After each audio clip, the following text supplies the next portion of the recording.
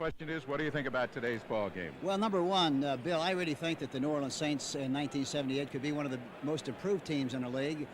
We were in the third year of a program coming up in 78. We thought it was a pivotal year. We were able to accumulate some very outstanding young people, and as a result, I think it's going to be a fine young team. Nick, what do you feel? Well, David Whitehurst, the quarterback, only threw 9 passes last week for 31 yards. What's that tell you?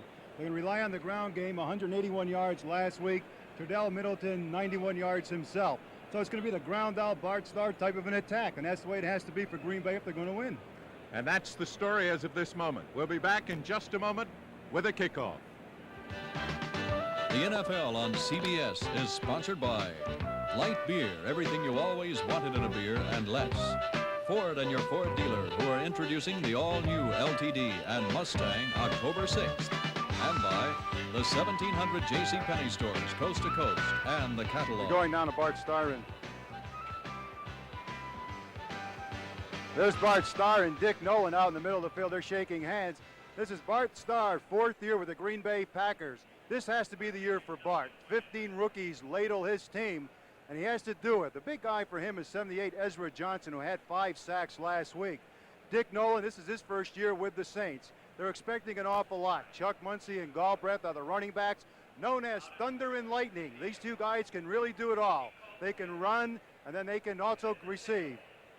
The coin toss, it's won by the Green Bay Packers, and I wonder what they're going to do. Of course, they're going to receive the football, but this is going to be a test for the New Orleans Saints because their defense is not as heralded as the Packer defense. If the Packers are going to win, they're going to have to stop the wide-open game of the New Orleans Saints. Archie Manning, for the first time since he's come into the league, is healthy. In his 7-year career with the Saints, he's missed 25 games. Bill? All right, Nick. As you pointed out, New Orleans will kick it off to the Green Bay Packers. And I got to tell you something. This is an unusual day, as I mildly referred to it before, because it's a rare occasion when you have a man who coached one team the previous year commenting on that team today. Hank, what are your feelings right now? Well, Bill, I'm looking forward to the game with a great deal of enthusiasm and anticipation. I think it's going to be a very well-played game, as I mentioned earlier, and I alluded to the fact that both teams won their opening game last week. One played extremely well defensively, that being the Green Bay Packers. The New Orleans Saints did a terrifically outstanding job on offense, and so it'll be an interesting contest today between one team that does a good job defensively, is in fact number one in the division defensively, and the New Orleans Saints going into this game are 14th defensively. Kicking off in New Orleans will be Richie Zarrow, one of the few Harvard players in the National Football League. Confrere of mine, John Dockery, is one. He left foots it in the air, and it rolls flatly to one side. Picked up there and rushed to the 20, the 25, the 30, spun away is Estes Hood, and finally knocked down. We'll mark it at what? Let's see where they spot it. To the 27-yard line. Now, as you can see, the Packers offensively with Stokes, Goforth, McCarron, Jackson, and Cook on offense. Lofton, Thompson, and McGeorge are the wide receivers. McGeorge the tight end. And their backfield, as Nick pointed out before, this is where their bread and butter is. They've got Middleton with David Whitehurst and the fullback Barty Smith. In a regular set, the ball goes to Smith, who bursts off his own tackle and carries for a couple of yards before he's put back. Hank, what kind of a probing move was that? Well, it was the first defensive alignment of the New Orleans Saints was a flex defense, and they attacked the area where the defensive end was off the line of scrimmage a little bit. Joe Fetterspiel came over from the inside position and really made a fine tackle. You can see him here coming into the picture. Eloy Grooms, Alex Price, Richard Neal, and Joe Campbell on the line. The linebackers are Merlot, Fetterspiel, and Hughes. Fetterspiel's outstanding. Chapman, Spencer, Brown, and Myers in the backfield. Myers had 3 intercepts last week. They go to a slot left. Whitehurst back to throw, looking, throws deep. He's got a man, and he overthrows him. Hanky had him in his grasp. Boy, that was a play-action pass, and they faked to Barty Smith inside and tried to hit Lofton. He was wide open in front of the defensive halfback, Chapman, or I should say probably it was in front of Spencer, but he threw it way over the top of his head and fell incomplete. Hey, Bill, I think I would respect that speed, too. Lofton, 4'4", sprinter out of Stanford. If he came down at me, I'd back off a little also. He had him in the open, Nick. That's what happens. Whitehurst is not known as a great passer. Regular pro spread. Whitehurst deliberately casts now, rolls to throw. He's going to take it himself, and he's going to get himself a first down as he looks for the marker. Hank, that's a smart kid. He can run. Yeah, he made a very wise move that time. What happened, the Saints were in double coverage. All right, Whitehurst goes back in the pocket with the anticipation of throwing outside, it looks like, but he wound up being in a double zone, and so he couldn't throw the bin to anybody, and so he wisely went up into the middle area, ran to his right. He's looking for that first down marker. Yes, he does, and you see Joe Fetterspiel and also Clarence Chapman making the play. That's Middleton running for a couple. He's the key to their offense, isn't he? Running wise. Nick? Well, you know, run, yeah. he's the guy at 91 yards last week. But no, getting back to Whitehurst just a little bit on that scramble. Bill, it would seem to me it takes a lot of guts. Here's a guy who's wearing a harness on his left shoulder. There's a chain that restricts the movement of his left shoulder, so he is injured, yet he decided to scramble, and he got the big first down. Before anybody gets excited about this, I want to take that up later so that there isn't a risk involved of any kind of injury with all the feelings there are about injuries in football. They're in a split, and Whitehurst looks to throw and swings it out here to Barty Smith, who's got the first down. And you guys didn't think they had an offense, and look at what they're doing. Well, one thing they're doing, which is very smart, yeah, this is a flare pass, a flood pattern to the fullback, Barty Smith. But the New Orleans Saints are in a flex defense, so they have two men off the line of scrimmage, a tackle and an end. And as a result, it's very difficult to get much of a pass rush on that kind of a defense.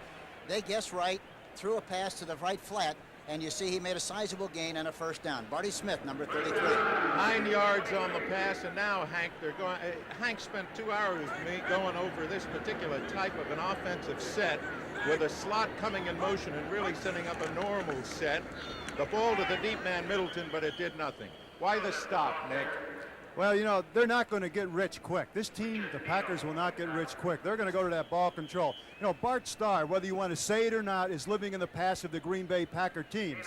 He's living with Hornig, he's living with Taylor, and he's living with himself, Max McGee, Boyd Dollar. And I think this is what he's trying to envision, his team doing the same type of thing. Run the ball, eat up the clock, and just control the whole game. I might add, Bill, on that last play, the Saints were not in the flex defense. They shifted to an out alignment, and Richard Neal made the tackle. Another play-action pass. Whitehurst has got Lofton. They won't get him. He's going to go. It's a touchdown.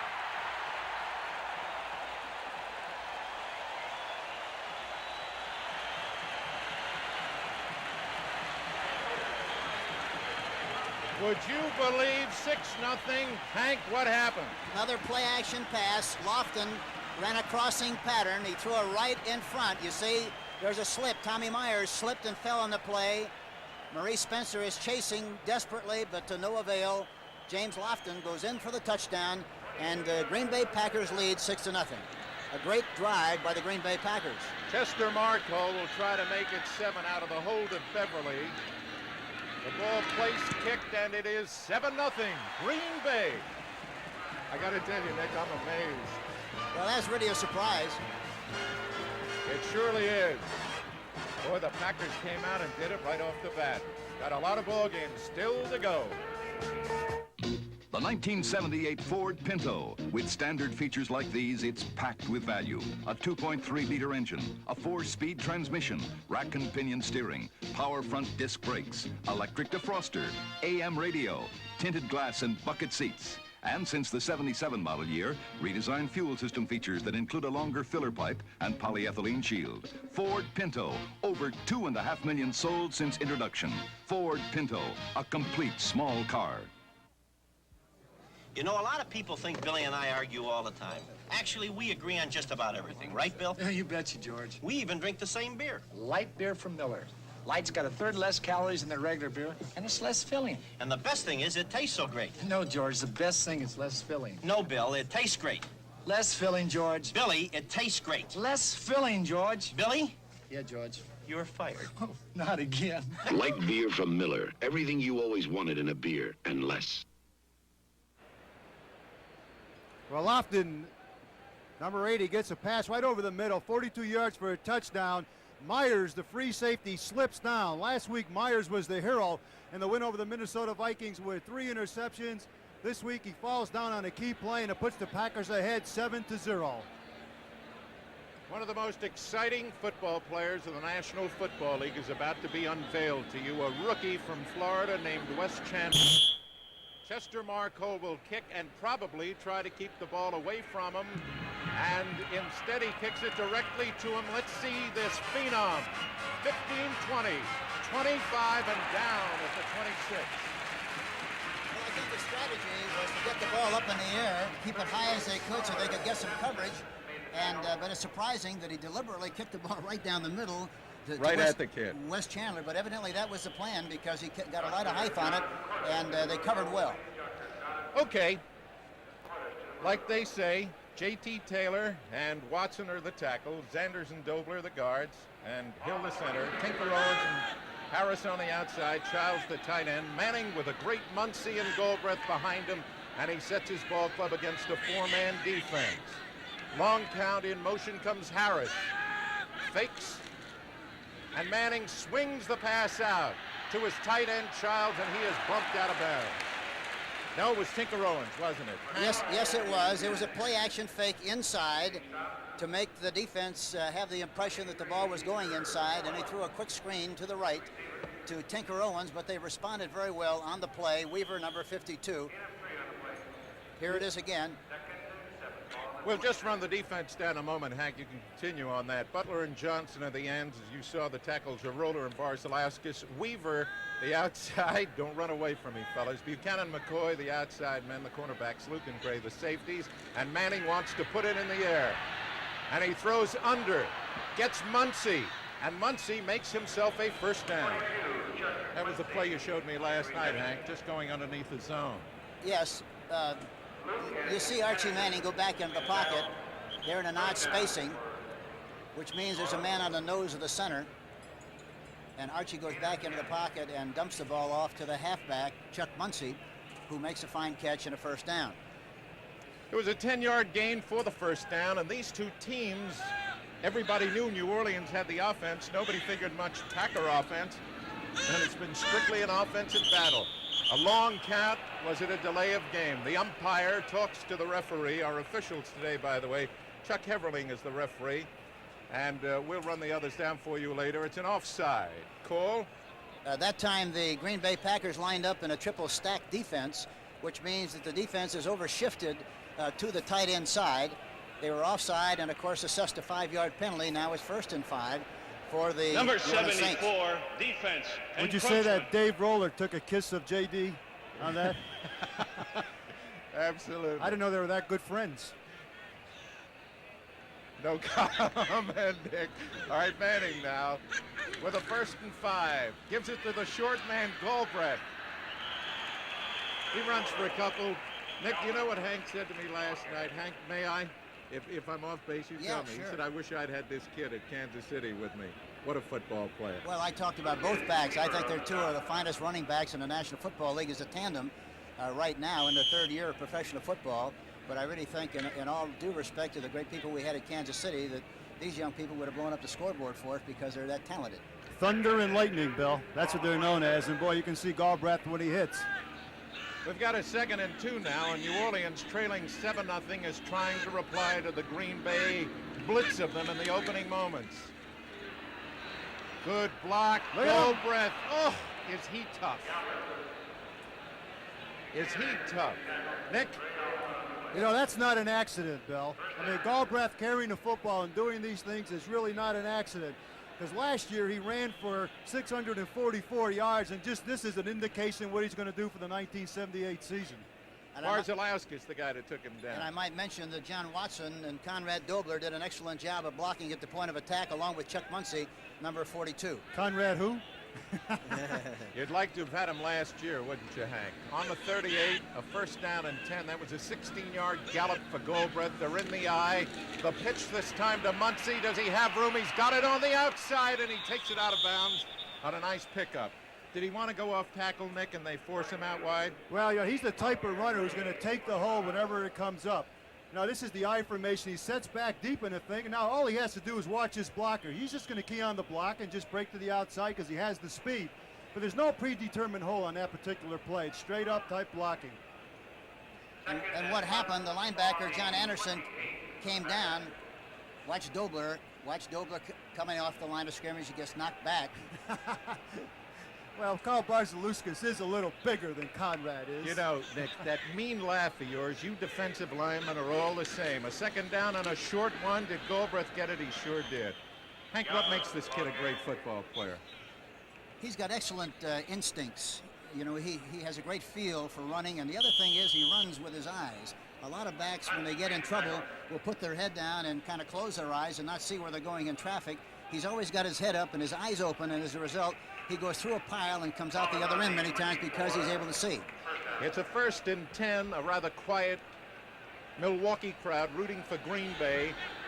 They're overshifted to the strong side against Manning, who wants to pass now and swings it out to Muncy, who's got blocking. But who ran him down from behind? I think it was your buddy Dave Roller, number 74. No, last year I think the Packers were really trying to pedal Roller off the team.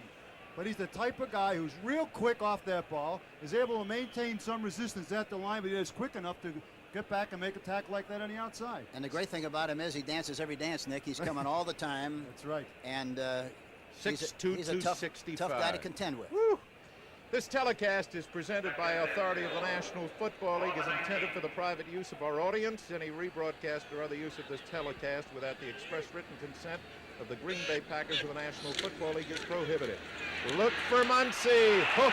He cut back and fell into the arms of Steve Luke. What was the safety doing on that play, Hank? Well, he came up and read it well. He read the block of the tight end. When he saw the tight end block, he came up quickly, forcing the run and made a great play. Steve Luke, number 46, the strong safety. Oh, those Redskins are hot. No, Philadelphia ahead 7-0. Hey. Philadelphia 7-zip. We'll keep you up to date on all the scores. And we're in for a great football game today. I got to tell you, this one surprises me. It's a 3rd down. They're in a slot. Look for the tight end on this play, Bill. Okay, Manning fades. The tight end is slowed up. He's got room. He throws over the middle, and he's got nobody to hit. They want an interference call. By they, I mean Packer defenseman Gary Weaver. What do you see on this, Henry? Well, number one, they tried to use a spread formation, which was a triple wing and a double wing, with the idea of hitting the tight end, Henry Childs. They're trying to get him on a one-on-one situation, but there was a little contact on the play, and as a result, it fell incomplete. I thought he was slowed down a lot by the linebacker. He was. It was a good observation. They detained him enough where he couldn't get a free release downfield, and that always makes a big difference, and that's what the linebacker is supposed to do. How good is Zarro? Zarro's an excellent kicker. Let's see what they call it. They call it good, and the score now is Green Bay 7, New Orleans 3. A 37-yard field goal. Bill Mazur with Nick Bonaconti and Hank Stram. And we're going to be right back at Milwaukee County Stadium in just a moment. These are the blueprints for an automotive revolution. This is the J.C. Penney shock absorber. Its unique patented metering pin adjusts the ride automatically while you drive. So you get the control of heavy-duty shocks when the going gets rough, and the ride of original equipment shocks when the road is smooth. And if it ever fails, return it. We'll replace it free for as long as you own your car. The J.C. Penney shock absorber. It's the last shock absorber your car will ever need. Now there's a camera that can focus even in the dark. Polaroid introduces sonar automatic focusing. It takes only a split second. Just press the button. Inaudible sound waves bounce off your subject. The lens automatically rotates to perfect focus. So you can get sharp, precisely focused pictures, even in the dark, in minutes. The One Steps. The simplest cameras in the world.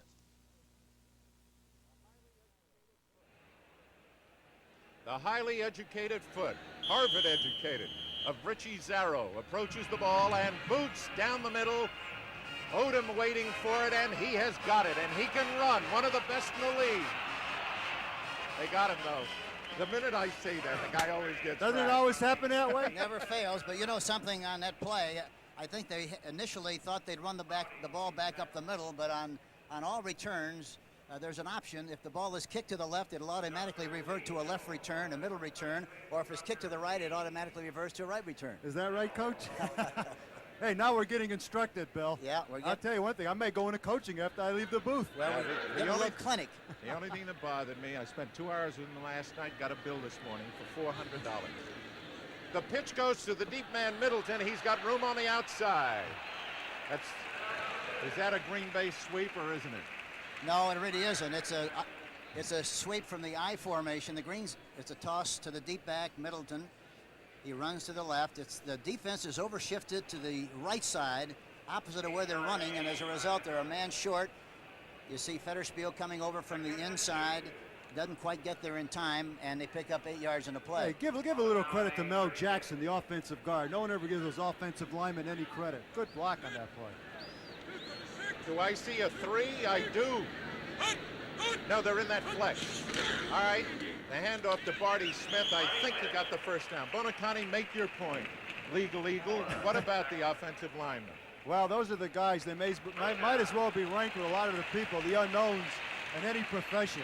Unless you're a Conrad Dobler who's made his reputation by wrestling instead of playing, then I don't know. You know, Conrad Dobler said, Bill, that the new rule changes by extending your arm for the offensive lineman only legalize something that he's been doing since his rookie year. All right, then a regular pro set, a divide. This is Ali Sherman's type of a set. The ball to Middleton again, who's a horse. You know, they started, the New Orleans Saints started in their flex defense. It didn't take them long to get them out of that defense. They're using a triple stack now on first down, and they're attacking the weak side of that triple to the left because they're overshifted. I don't want to be too technical, but they're overshifting to the strong side, and as a result, Green Bay is hitting the soft spot in the defense.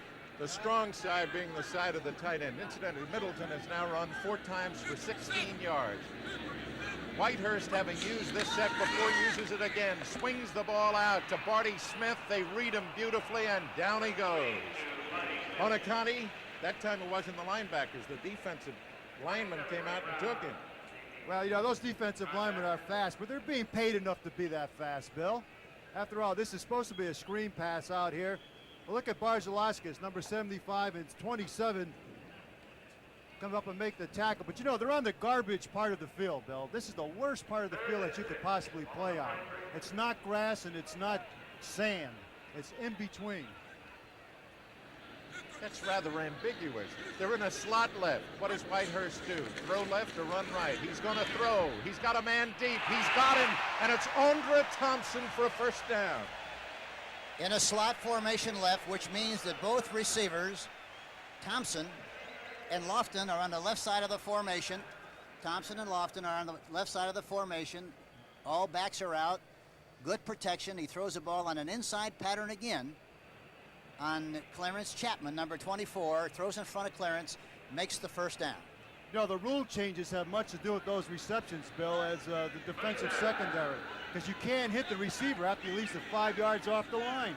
They're protecting him a little. You're right. This time he goes to the regular offense and rushes on, but he eludes them, throws high, a beautiful catch made by Middleton, and he's got himself, I think, a first down. That kid can really move.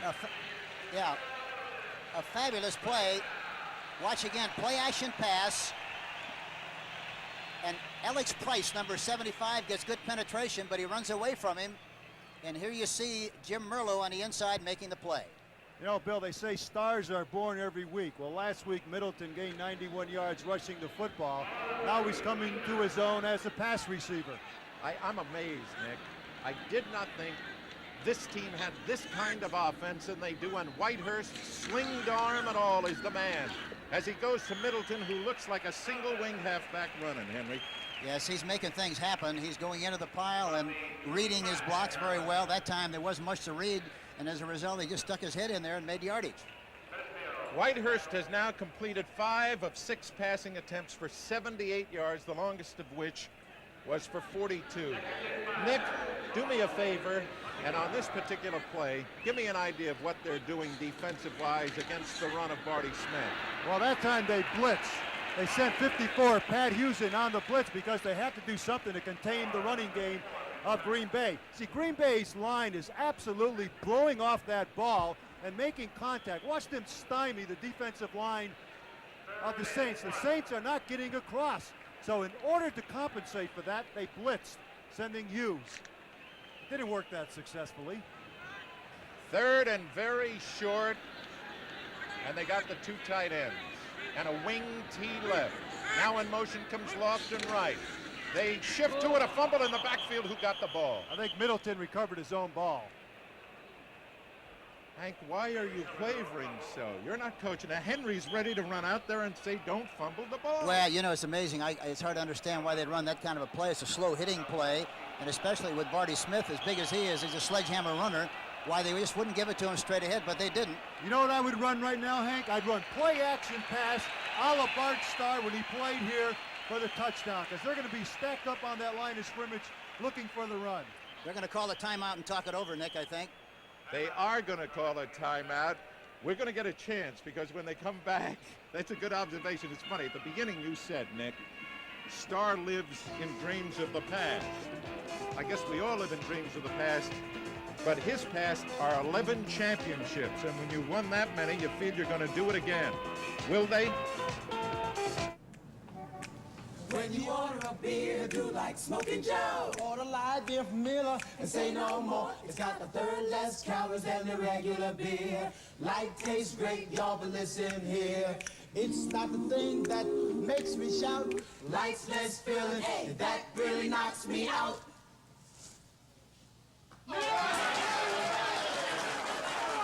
Light beer from Miller. Everything you always wanted in a beer and less. There's a whole new breed of Mustang coming October 6th. The all-new 79 Mustang from Ford.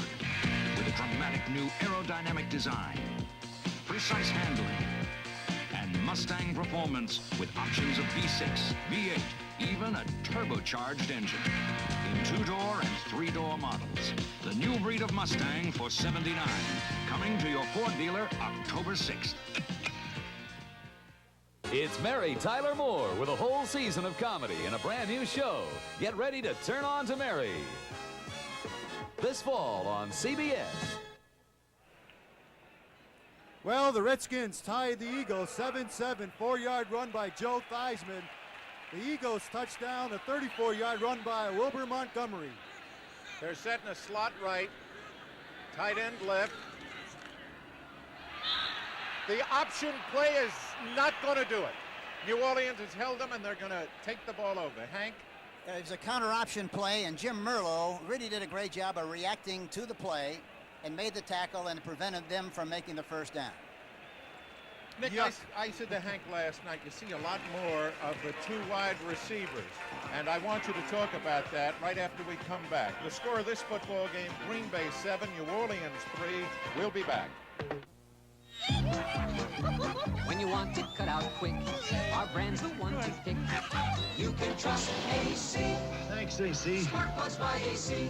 We help you pick up speed, and speed is what you need. You can trust AC. Thanks, AC. Spark plugs by AC. So when you want to go, we're the name to know. You can trust AC. Spark plugs by AC. Thanks, AC.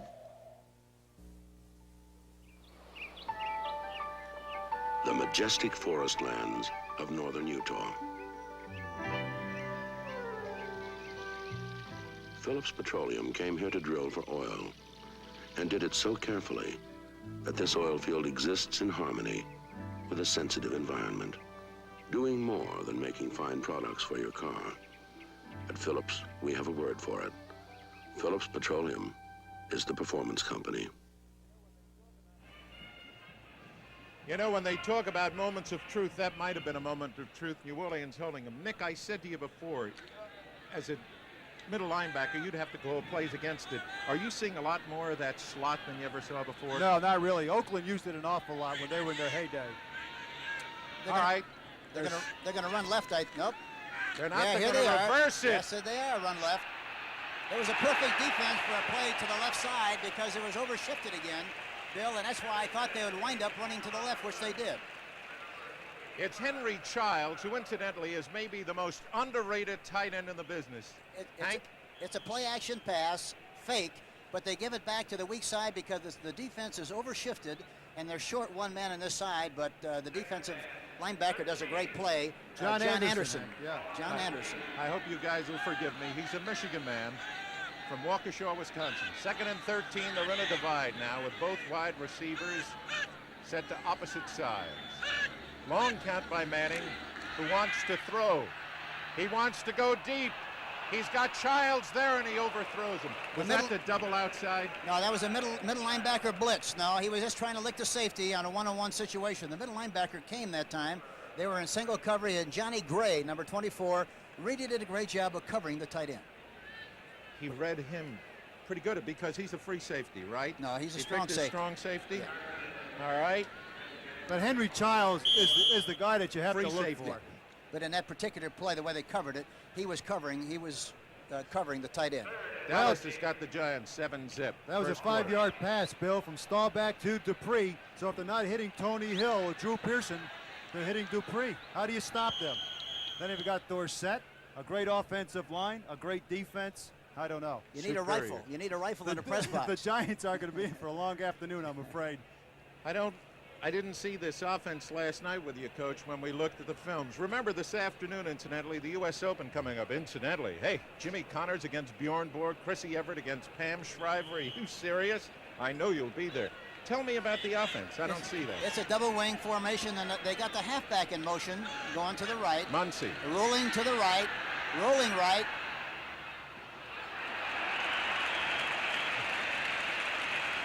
The short man he hit was Goldbrecht. Yeah, they used what they did. They tried to get Muncie to take the cornerback deep, and they hit the fullback in the flat underneath them, but it wasn't enough for the first down. And of course, now it's a kicking situation for the New Orleans Saints.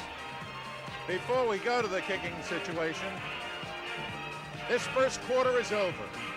And the score, Green Bay 7, New Orleans 3. Coming October 6th, a new American road car. The all-new Ford LTD for $79. With more front and rear seat room, more driver convenience, more handling ease, and more window area than last year's LTD. A road car to take you across town or across the country. This land is your land. This land is my land. Test drive the new LTD October 6th at Ford dealers across the country. You can't have Whitney. He's mine. He's elegant, sleek, stands on his own 2 feet. He's an interwoven man, and he's got sex appeal. Brian belongs to me. He's colorful, casual, knows how to put his feet up and enjoy his success. He wears interwoven socks, and he's got socks appeal. Lawrence is taken by me.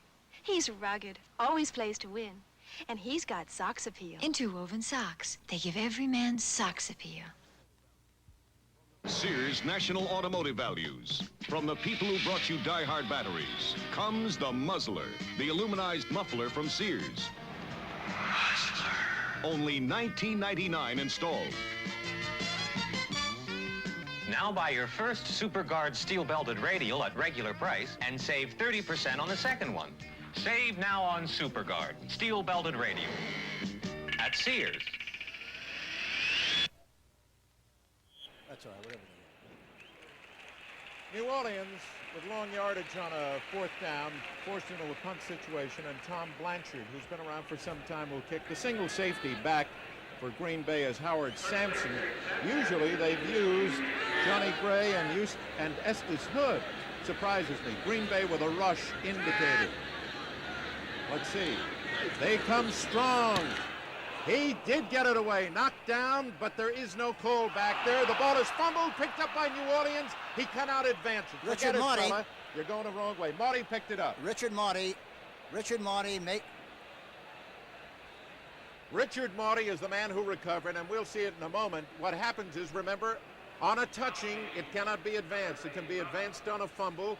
They got a piece of, but the official obviously did not think that it was roughing the kicker. Maudie recovered. Okay, a change in the scene. New Orleans with a big break, trailing 7-3, and an opportunity to go ahead. Light beer from Miller tastes just great, and that's no fish story. But the best thing is, it's less filling. Light's got a third less calories than their regular beer, and that's important when you're trying to land that big one. Like yesterday, I hooked this bass, fought him for over 6 hours. All of a sudden, he jumps clean over the boat. Broke my rod, and I had to tie the... No, wait a minute, fellas. I had to tie the line Light beer from Miller. Everything you always wanted in a beer, and less. Left me out there with nothing but a paddle. Since the very first automobile was made in America, more than 2,500 new cars have been introduced. But the best-selling new car ever introduced is this one, Ford Fairmont. Fairmont has great EPA mileage estimates unsurpassed by any midsize car and the lowest sticker price of any car in its class. In fact, Fairmont has the most room for the money of any car. Ford Fairmont, the best-selling new car ever introduced. Sedans, wagons, exciting Futuras. See them all at your local Ford dealer. Dick Nolan, the Tom Landry of the 70s, hoping that he too recaptures it. Henry, you have a point on first down. I thought perhaps we might look for a play-action pass on first down. Good field position, see what they do. Nope. He's going to Muncie behind blocking, and he swings for a couple of yards. Hey, Nick, you were surprised about the fact that he had Howard Sampson, Bart Starr, had him returning punts, when all along he's had Gray and Estes Hood? Well, that's incredible. The guy who recovered the ball, Hank didn't say anything about him, is Rich Maudie. Rich was a free agent last year with the Saints, and who kept him? Oh, Henry Stram. He kept him on the ball club when some people wanted to cut him. Henry, immediately after the game, we will award you with an honorary degree. Mr. Forsythe. Yeah, here we go. All right, strong side left. The back set to the weak side. And the handoff again to Muncie, running behind the blocking of Goldbreath for a couple. That was an automatic. They changed at the line of scrimmage. It was an overshifted defense to the split inside. They changed to the strong side. Watch it. Here's you see Muncie 42 going to his left. They're a man short over there, an undershifted defense, and he blows through the left side with good blocking by Emmanuel Sanders and John Hill, and along with Tony Galbraith. You see the stride of Muncie, Bill, on that? You see the way he just glides into that hole? Like the juice. I mean, no effort. No, totally effortless. They're in a wing T left, two tight end offense. Hank will talk about it in a moment. Muncie is trying for the first down. I don't think he got it, Hank. It's awful close, but I don't think he made it. I don't think his forward progress.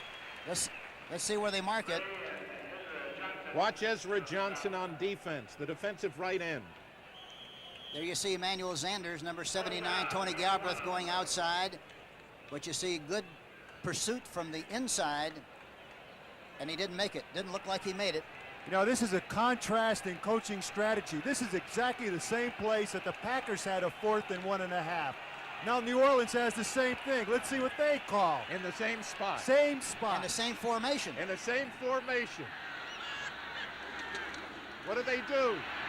They got it. They got it. Muncie. They got it. You like him, Hank? Well, Muncie is so big and strong. He makes things happen. You watch now. He runs to the outside. Ike Harris makes a good block to the outside. Tony Galbraith makes a good block also.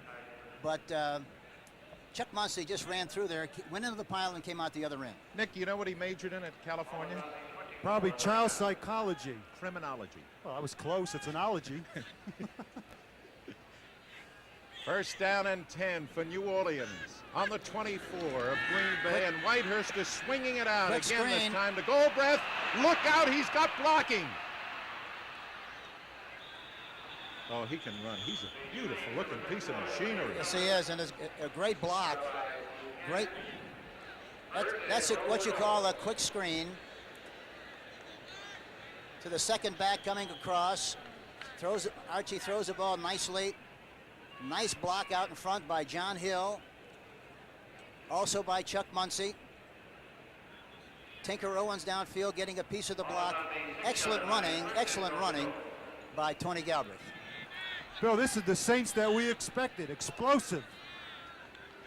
They're inside the 10, trailing 7-3.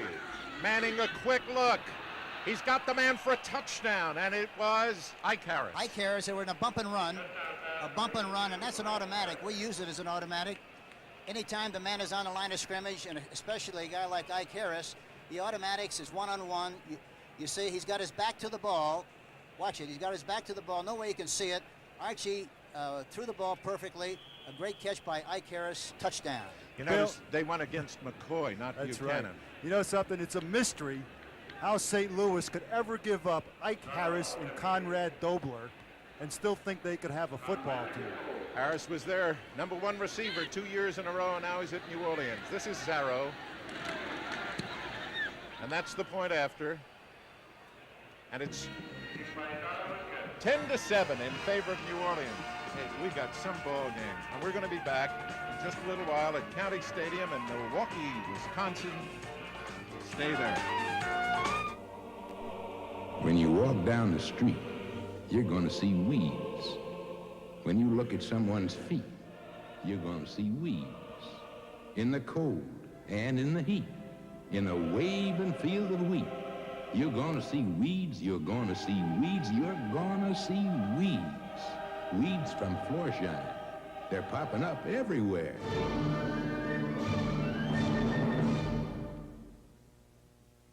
More families are getting their life insurance from someone they already know and trust. They're coming to their good neighbor agent for life insurance the State Farm way. Living in the neighborhood and working with people on their other insurance, you get to know their special needs, and that really helps you do a better job on their life insurance. And as a family grows and needs change, they know I'll be there to keep that protection up to date. And like a good neighbor, State Farm is there. That's life insurance, the State Farm way. I inadvertently called Mr. Manning Mr. Whitehurst. Forgive me. It's 10-7 and Zarrow will kick off. New Orleans leading 10-7. He boots it right at Steve Odom, their best receiver.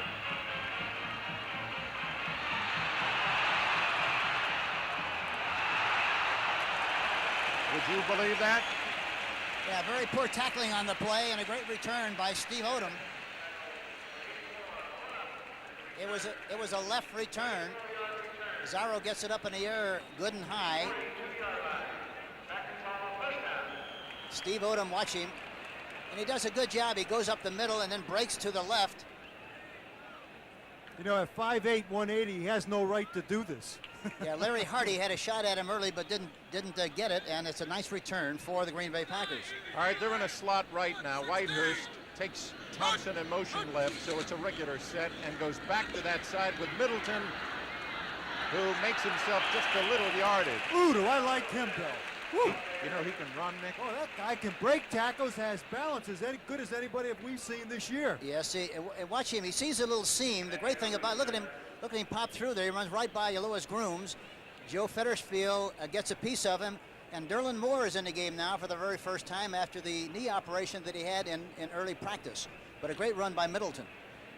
That young man, Middleton, is a 4.4 40 man and ran a 7.3 60 high hurdles at Memphis State.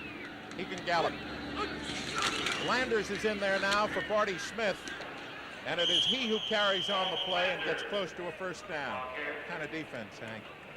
They were in a flex defense that time, and he went straight ahead. I think he was trying to go at the seam at the middle linebacker area, but they responded. Alex Price did a good job of coming off the block, and they're short, about third and about a yard for a first down. Hey, Bill, do you know the nickname for Landers? No. They call him the Brick.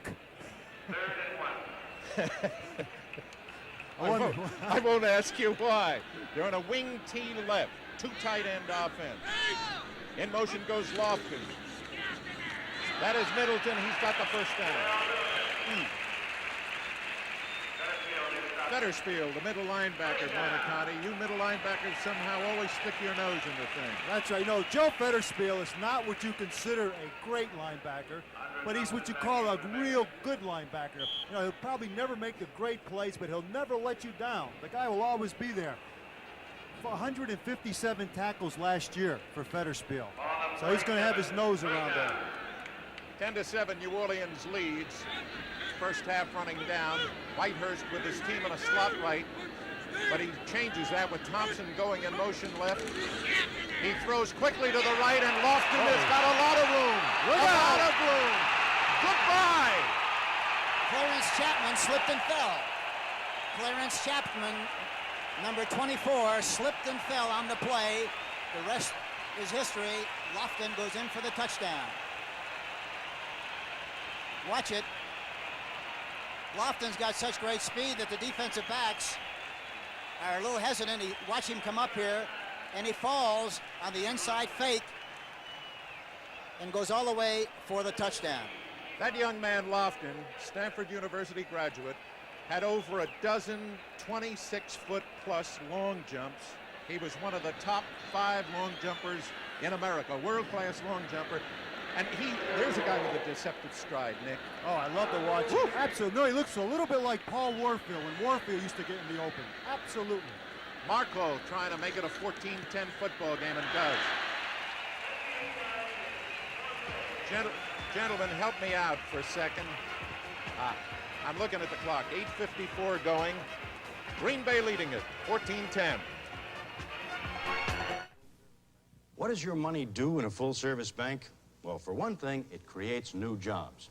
16 years ago, George Call got a loan from his bank to start Premix Incorporated. Back then, it was just 3 men working in a small warehouse. Today, it's an international manufacturer of fiberglass parts, employing over 1,000 people. Quite a success, George. And our banker's been with us all the way, Ed. Not only did he finance us, but the first time we had a chance at a major account, he went along and helped make the sale. Frankly, we couldn't have done it without him. Sounds like he really got involved. You know, Ed, there's more to it than that. As we grew, our banker brought in 2 more banks to help with the financing. Why, he even helped us get our first bookkeeper. Thanks, George. Right.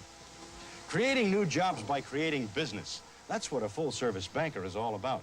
Just one reason why no financial institution can help you and your community more than a full-service bank. Next week, Chicago and Detroit, Philadelphia, New Orleans, San Francisco, Houston, Tampa Bay, Minnesota, Washington against St. Louis. Detroit, a big winner, huh? Last night over Tampa Bay again. Nick, you were saying, who made the great block before Marco kicked it Mel off? Jackson. That's the second big block he's made on a key play for the Packers. All right, Incredible. here's Marco, booting it. Here's the man, Chandler.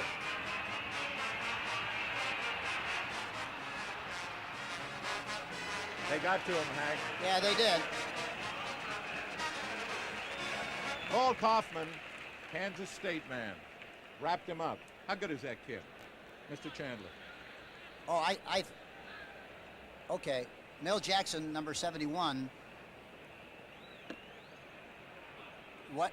Yeah, watch the right guard, number 71. There he is, leading in front of Lofton. Watch the block. He gets a piece. He gets a piece of Clarence Chapman. Doesn't really destroy him, but gets a piece of him, just enough of a piece to allow Lofton to go all the way for the touchdown. How much do you really need when you have a fellow like Lofton? That's my type of block, a brush Oh, block. yeah, absolutely.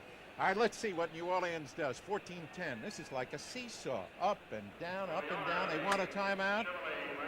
Is that what it is? Called by Green Bay suddenly. They're missing a man in the line. Hank, who's responsible on a sideline for going in short? The answer to that, my friends, will be forthcoming as soon as we get back. 3 unidentified 19-inch color TV pictures, each the best of its brand. Over 1,000 people saw them and picked the one with the best overall picture. They didn't pick America's biggest seller, Zenith, or the second biggest, RCA. Over 60% picked the 19-inch Sylvania Superset. Over 60%. We're not the biggest, but a lot of people think we've got the best picture. The Sylvania Superset. Hey, listen, if you're a mild-mannered soul like me, Dick Butkus, you'll really go for a Ford van, because this baby's built tough, with tough body-on-frame construction, cushioned by rubbered mounts. And Ford's out front engine design means easy move-around room inside. So Ford's the right game plan, whether you're working it or just going out to play games. Right, Coach? Right, Dick. That's my kind of coach. Ford's got all kinds of vans right now at your Ford dealers. Coach, who forgot to tell Terry Jones to come in? Well, number one, the defensive line coach or the defensive whoever it might be, he's responsible for making sure that people are on the field. But if a player is injured, that injured player should tell his substitute, and he automatically should go in the game. They had bad communication that time. New Orleans in an eye. Manning is the man behind center. Goldberth and Muncy with Muncy. A magnificent outside runner with a burst. Oh, he fumbled it. Now the ball belongs still to New Orleans because Green Bay, although they touched the ball out of bounds, there was no change of possession. Willie Buchanan is the man. Henry, what do you see? Well, here again, it's an overshifted defense to the weak side. They're running outside. Weaver is hooked. One thing that you can't have happen on this play is a linebacker, number 52, cannot get hooked from the outside in. That's what happened, and that's why they got around the outside so cleanly. What grace, though. You see that fluid motion, that change of pace as he made that turn? Super. Oh. He really looks like a single wing halfback to me. If he could throw the ball, he ought to play single wing. Here's Manning, though, to make his money. He's looking. He's got a man. I think it's his tight end, Henry Child. No, it's Tony Galbraith. It's Tony Galbraith. He faked. There was a play-action pass, and it was a play-action pass. He fakes to Tony Galbraith with the anticipation of throwing outside to Tinker Owens, but he's covered in good shape. Archie has great presence. He sees Tony Galbraith open in the inside area. You see him make the catch, and he's finally tackled, but it's a nice gain for the New Orleans Saints. Hey, Bill, you know what Owens and Manning have in common? This is only the second game that they played it. In 76, Owens was out, and then 77, Manning was out, or vice versa. And by the way, Owens is the younger brother of Steve Owens. This time, there was no fake of the play action. He gave it off to the big guy, Muncy. I got to tell you one thing. I just noticed the score at Cincinnati 10-0 over Cleveland in the second quarter without their great quarterback, Kenny Anderson. Well, they really have such great personnel and such a great supporting cast that it's very difficult to see why they're not going to be an outstanding team. I don't care who quarterbacks that team because they really have outstanding people, and I think they'll earn the right to be one of the fine teams in the league. Dallas scored again, 14-0. Now that was a 3-yard run by Robert Newhouse. Little over 7 minutes remain in the first half as Manning on a long count from a divide. Mike Strawn that time, number 33. Came in for Muncy. Muncy, yes. And Mike is a very, very good back, watching number 33. That was a trap, Dobler trapping from the inside out. And Mike Strawn doing a good job of running through traffic. Mike's a very good back. He's had a lot of trouble with knee injuries and ankle injuries the last 2 years. But I tell you, he can pick him up and lay him down. He's a straight-up, stand-up runner that does an outstanding job. Tackle was made by number 52, well, among others, Gary Weaver. They still have a little yardage to go. All right. You know, I'm sitting at a ball game in a position that I love. I got two experts here with me. What are they going to do? Well, this is a waste down, and I wouldn't be a bit surprised to see Archie do something. No, it's 3rd and 1. Yeah. Yeah. What are you sending in, Coach? Come on. He'll run the ball. He's got. So conservative, he'll run it. I'm sure Archie will. You wouldn't, Nick? I wouldn't run it. No, I wouldn't either, but I think he will. It's less than a yard. It's like a foot. Yeah. Well, what would you do? You mean you put it in the air? Play action pass. Yeah. You've got the good receivers. He's in a wing T left with a back set in an eye. You're right. Let's see. He goes to the short man, Goldberth. Bread and butter. I thought he would run it. But I would like. Yeah. And I agree with Nick. I think that would have been an excellent opportunity to run a play-action pass. But basically, you got one down in that part of the field to make the first down. You want to maintain possession, and it was really a good call. The other thing about Archie Manning, I think he's doing a very good job of mixing his plays up, moving the ball around from a running standpoint and also from a passing standpoint. So far in the game, he's completed 7 of 9 for 62 yards and 1 touchdown. Little over 6 minutes to go. A divide behind Manning. See, now is a good time for a play action. And he did. Has he got the man alone? Oh, what a super play by a defensive back there. Was it Buchanan or was it McCoy? It was McCoy. McCoy. A play-action pass on first down. Faking inside, and really not a very good fake. But he gets plenty of time to throw the ball downfield to Tinker Owen. Now, Tinker is not going to flat run by anybody, but on a play-action pass, he's got an opportunity, and he had a chance at that one. Who'd you compare him to last night? I compared him an awful lot to Howard Twilley, who was so great for the Dolphins in their heydays.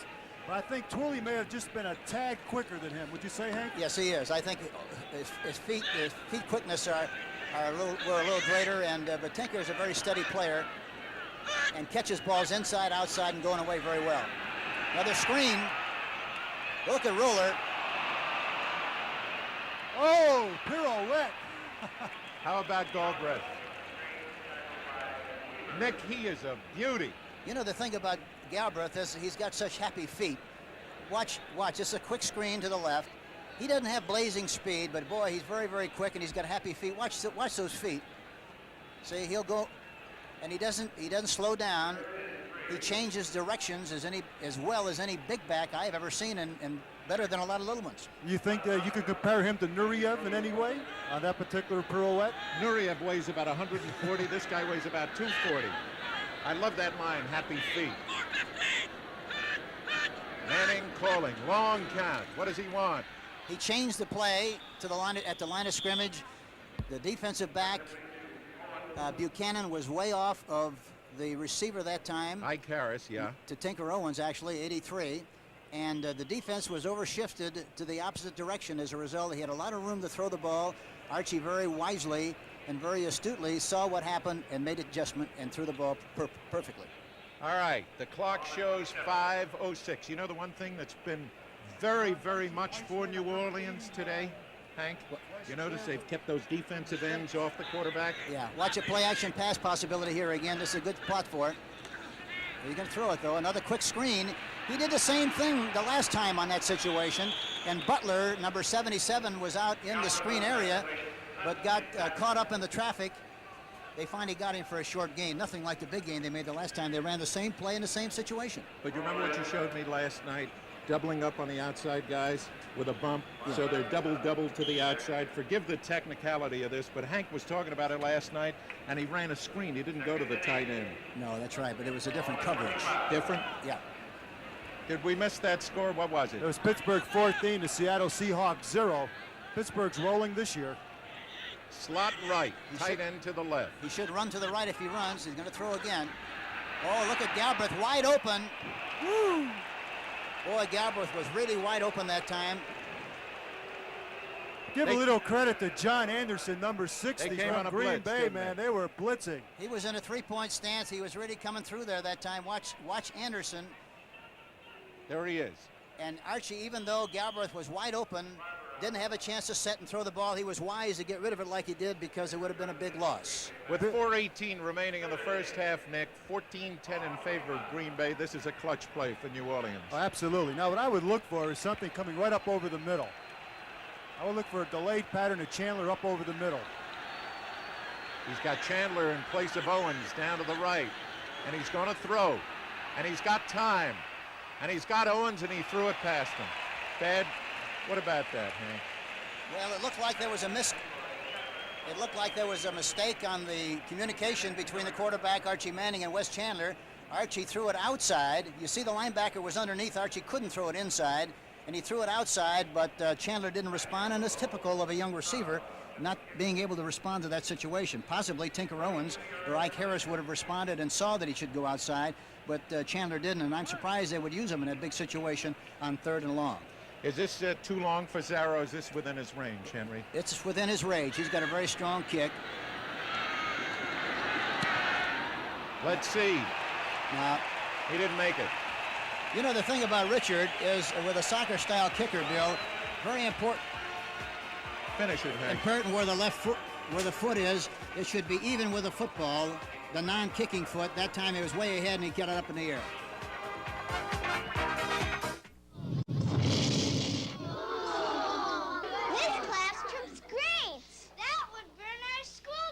That's one reason Century Insurance built the Century Laboratories, to help our customers avoid trouble. Like fires? Like lots of things. They have as many tests as we do. Sentry works hard at helping our customers do things more safely. Your customers must like that. And it helps attract new customers. Sentry likes that. Treating the customer right isn't just nice, it's good business. A surprising message to Rolaids users. Tums neutralizes 1/3 more acid than Rolaids. Watch this familiar demonstration. 1 Rolaids and 1 Tums tablet are added to stomach acid. Both neutralize the acid. But on those occasions, when your stomach has even this much more excess acid, Tums can still absorb it. Rolaids can't, because tablet for tablet, Tums neutralizes 1/3 more acid than Rolaids. For acid indigestion and heartburn, take Tums. Everybody talks about what Dallas did for professional football with their variegated offense. I say to you verily, folks, that's what Dallas did to football. They brought the girls onto the field. And they brought Flipper back to the Orange Bowl. Woo-hoo. All right, get into your position there, big tight end. Derlin Moore is in there at the defensive right tackle, number 74, the first time he's played all season long.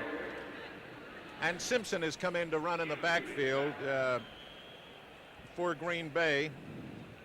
Bill, you know what they have to do? You know, Nate Simpson, by the way. Yeah, Nate Simpson. Excuse me. They say it's 85 degrees. Well, down on that playing field, it's more like 95 or 100 degrees.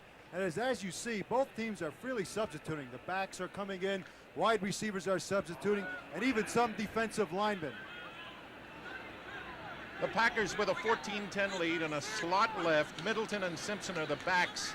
And Whitehurst is game enough to throw. The rush is on him, and he gave it to Middleton, who smartly let it fall between his fingers. Elois Grooms and Derlin Moore got a good rush that time, and it was Landers, by the way, Hank. Go ahead. Please forgive me. I stepped on your line.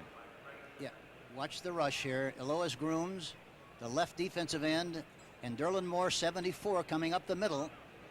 Really, I'm surprised he threw that ball into the traffic because Pat Hughes was very close by and almost. Wants to throw. His backs go out. He's taken down by his own man. He got clipped from behind by one of his own people. Mel Jackson. Well, that will happen. I mean, you know, after all. Come on, don't defend him, lawyer, just because, you know, he's your man. The defensive line is paid to put the rush on. If they happen to jostle an offensive lineman into the quarterback, it is perfectly legal. And I might add that Derlin Moore, 74, is very quick coming off the ball, and he provides some strong inside pressure, a lot more than they had at that position before. Here's an outstanding kicker, David Beverly, back for the Pack at about his own 9. He should boot it from about the 12. They don't get a big rush on him, and he gets the ball. Oh, what a kick! Turned it over. Holy cow, did he get it. Chandler looking for running room. They hem him in. Kiss him goodbye.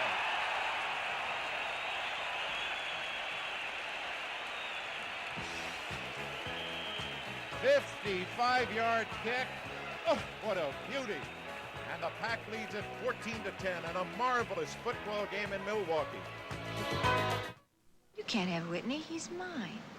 He's elegant, sleek, stands on his own 2 feet. He's an interwoven man, and he's got sex appeal. Brian belongs to me. He's colorful, casual, knows how to put his feet up and enjoy his success. He wears interwoven socks, and he's got socks appeal. Lawrence is taken by me.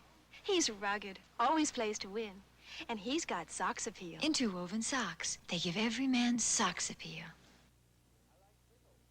I like pickles, but they don't like me. Send your stomach some Digel. I like pizza, but it doesn't like me. Send your stomach some Digel. Digel's special combination of antacid and anti-gas ingredients gives you fast, gentle relief from acid indigestion, heartburn, and gas in just minutes. I like hot dogs, but they don't like me. Send your stomach some Digel. 1st and 10 for the Pack, or forgive me, for the Saints, back on about the 16-yard line. Back set in an I formation. They're split. They should run to the right. Ran it up the middle. Well, there was a right side of the center because of the overshifted defense to the left side of the formation. They were in an I formation that time, and that's the spot to hit because you try to isolate the man over the center. and let him run either way. Would you believe that cast on Dobler's hand, Bill? They ought to outlaw his left arm. I would hate to be a defensive lineman because you know you're going to get that clubbed in your face sooner or later. The only reason I'm not saying anything is I don't want him asking me after the game, you're big enough to take care of him, Bono, not I. They look as if they're going to a zone or a blitz. No. Time for Manning, and he screens it out left, and Goldbreath, who can run, has himself a first down. Up at about the 30. We got to watch the clock, men. 2:01. We're going to get a stoppage of play right now. I'm going to leave you with one thought. I think we're going to go away for a moment. If you think you're a Packer fan or a football fan, tell me this. Who played the other end when Don Hudson played for Green Bay? You remember? No, I don't. Okay. I'm not that old. Amos Alonzo Stagg. Wrong. We'll tell you. Come back. Have you ever wondered where major industries do their shopping? When the automotive industry shops for car thermostats, when the aircraft industry shops for lightweight special metals, when the leisure time industry shops for true temper golf shafts and garden tools, when a number of industries shop for gases and chemicals, they're all drawn to one source. The source? Allegheny Ludlam Industries, the supermarket. Here's to good friends. Here we go. Tonight is kind of special. Hey, we almost gave up and sent out for pizza. Sorry. All I could get were lobsters and Lowenbrow. All I could get were lobsters and Lowenbrow. Well, it's the last party of the summer. I figured I'd shoot the works. When you want the taste of a truly great beer, tonight, let it be Lowenbrow. Well, like the song says, here's to good friends.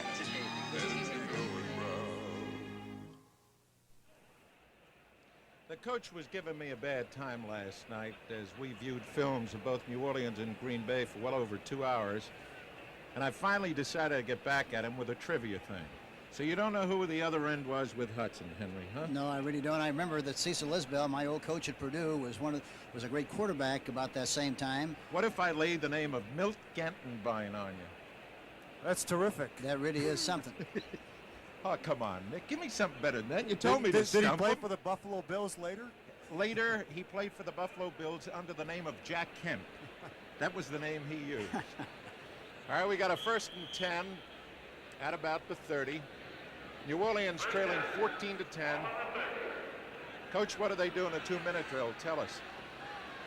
Well, they have plenty of time before they get involved in it, worrying about timeouts. But they're going to try to get the ball downfield as much as they can, and they got to save one timeout. So if they get close enough, they can kick a field goal. He got your man, Tinker Owens. Yes, he did. He just ran a very simple out pattern. He went right down at the defensive back and drove him back. Archie put the ball right on the numbers. Plenty of room, a big cushion there by the defensive back, and it's good for a first down. Throw it again, this time to Goldbreath, who looks for the sideline, gets it out to stop the clock. You can see the official over there motioning for stoppage of the clock with 1 minute and 28 seconds remaining. Nick, we were talking before about Dober's arm. How come he's allowed to wear something like that? Well, I think he still has some sort of an injury to his left arm. What did he do, bite himself? I don't know. I think he got hurt in the woods of Wyoming sometime, but anyways, he still is nursing an injury, so therefore the officials allow him to wear it, much to the chagrin of the defensive lineman. 1 minute 28, first half. Regular set, what they call a pro set. Manning with time. Not too much of a rush. He has time. He goes to the... Oh, Goldbreath with those great hands dropped the ball. You know, it's unusual with the great hands that Tony has. He'll drop a lot of balls that are very easy to catch because he wants to run with it before he really gets possession, and I think that's what happened that time. You notice the stat over here, Henry? 13 out of 19 for Manning, not too bad. Nick? Yes. No, that's not too bad. I mean, last week he had the same type of stats, 15 of 22 with no interception, so he's right on track for today also. This kid was picked the quarterback of the quarter century in the Southeastern Conference, Archie Manning. He had a day against Alabama, not to be believed, and he is seemingly coming into his own right now. They're going to run it. Muncie fumbled it. Green Bay fumbles it. Who got it? Dobler got the ball. Conrad Dobler got the ball. It still belongs to New Orleans. Is that one of the plays you put in the book last year? They put that in this year. It's called a cast sweep. He swept it in with his casted hand. Here we go, running right. Chuck Muncie. You see Dobler out in front, and he gets a good block. The ball is jarred loose by Willie Buchanan. Anderson's got a chance to get it, misses. So does Barzalauskas. He misses, and Dobler finally winds up with the football. Looks like a greased pig, never mind a pigskin. It was very slippery. Nick, who took the timeout? New Orleans must have, obviously, huh? What New do they Orleans got left did. now? What do they got left? They got 2 times out left? You know, everybody wonders, like in 2 minutes, how come all of a sudden, of course not in this case because Manning's had a great day passing the football, but in many games, teams who can do nothing offensively all day long come into 2 minutes left in the first half, and all of a sudden they look like they have the greatest passing attack in the history of the NFL. That's because the defenses are playing off a lot more, and they're giving them the run, and they're giving them the short passes. And this is what's happening now, though, with Manning. He has a lot of room to throw the football. Nick, in the history of tennis, there have been some magnificent rivalries. Donald Budge and Baron Gottfried von Kram, a man named Austin and a man named Perry. I doubt there's ever been a better one than Jimmy Connors and Bjorn Borg, and they will be right here on CBS right after the game. Also, Chrissy and Pam in the finals at Flushing Meadows. What do? They double up on the outside. Manning's going to get it from behind. He's still got the ball off, and it was almost intercepted. Holy cow. John Anderson of Michigan couldn't hold on to the ball. Hank, give us the technical. Well, they had a blitz. Anderson is coming. And he's forced to throw the ball, you see. Look at Anderson on the ground. Yeah, he should have made that Bill, catch. that was that man, 78, Ezra Johnson, who last week had 5 sacks against Detroit. He was the one who really applied the crunch to Manning. And Manning got up very, very slowly after that hit.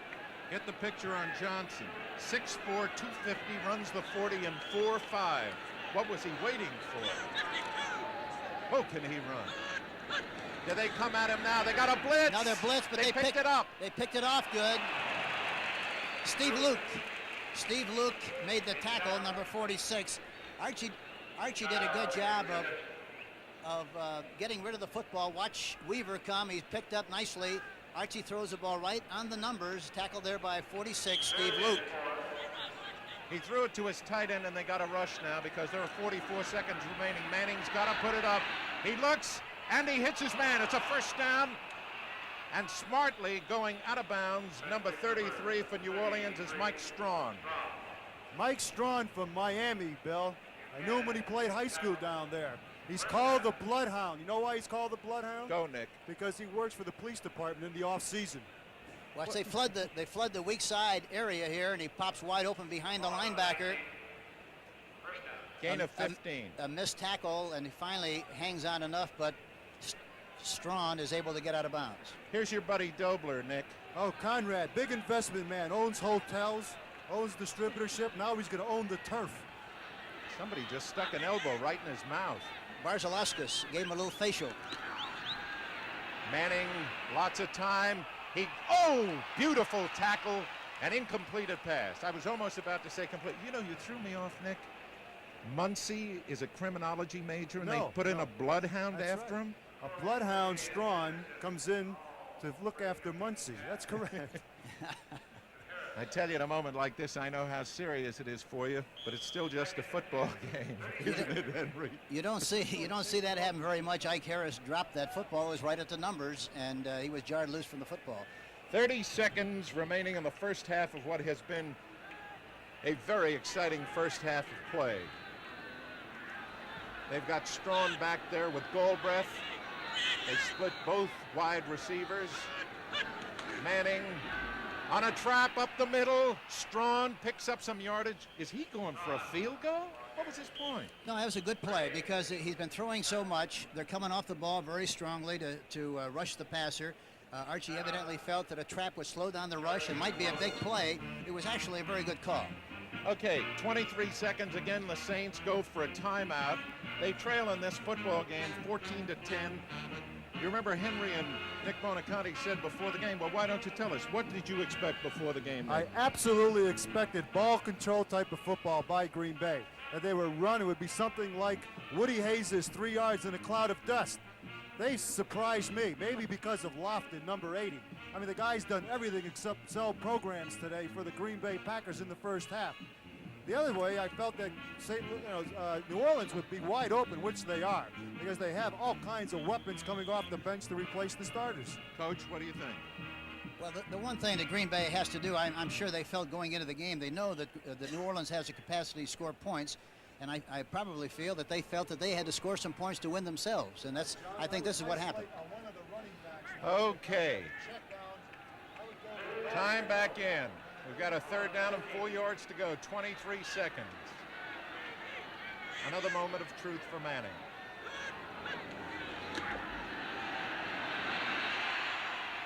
Interception by Anderson. He's going to run it out. He could have gotten it out to the 20, takes it to the 10. What a big play by the Michigander. He was trying to hit Henry Childs on the inside.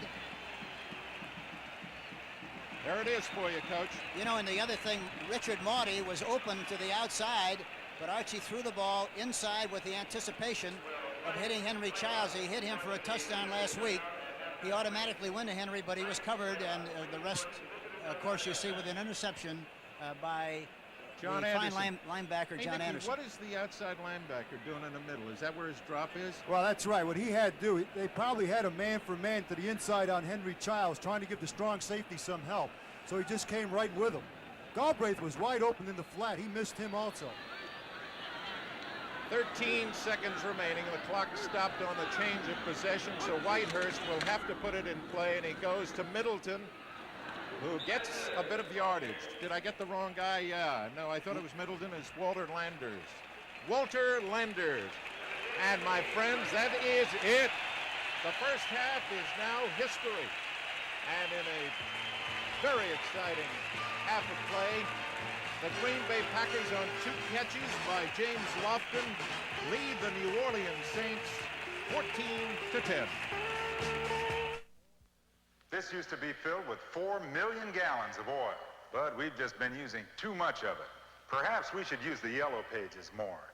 It tells us who sells what we need, where they're located, and when they're open. So there's less driving around wasting precious gas.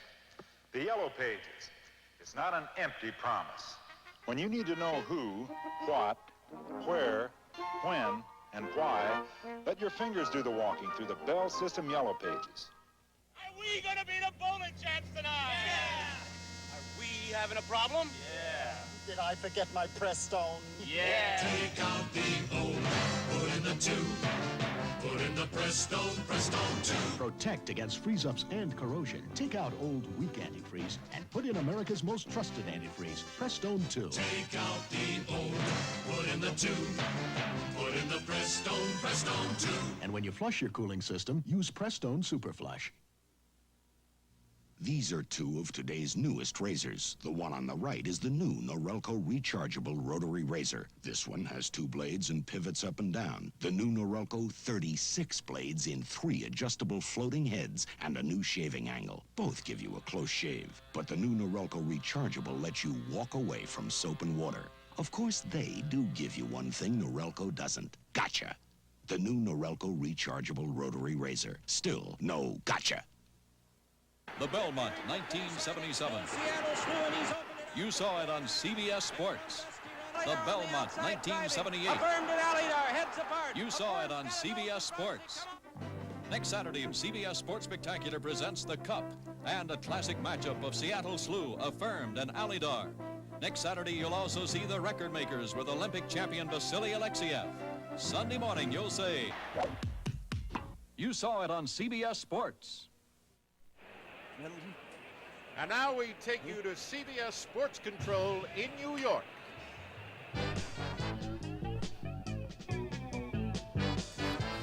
All right, welcome back to New York, and the rule changes appear to have made a difference, and Bart Starr and the Green Bay Packers are an improved football team, aren't they? Let me take you right around the league and start with last night. Detroit beating Tampa Bay, 15-7 was the final score last night.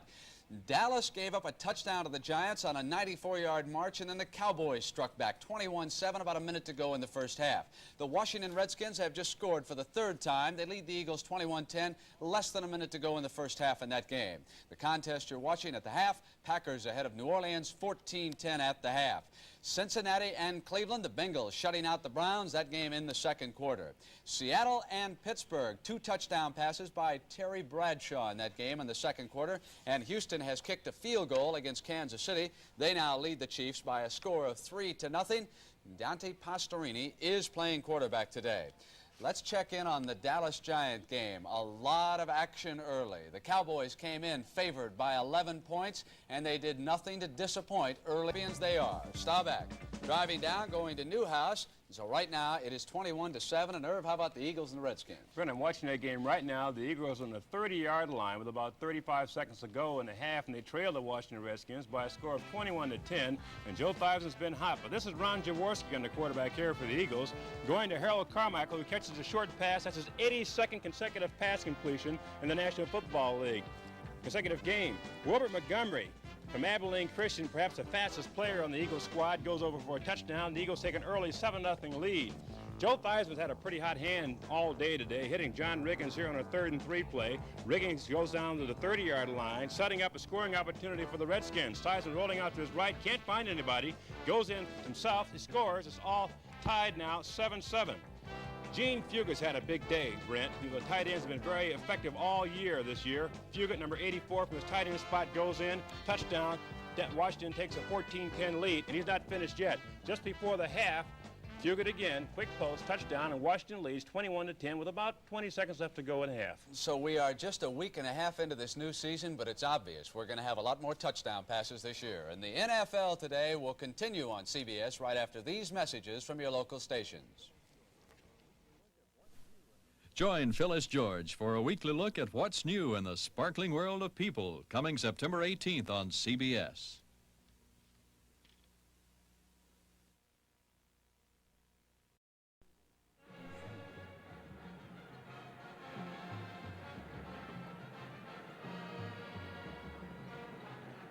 How long will we be? Okay, you'll let me know when we're ready to start, huh? What do you say? Okay. Then you'll count down?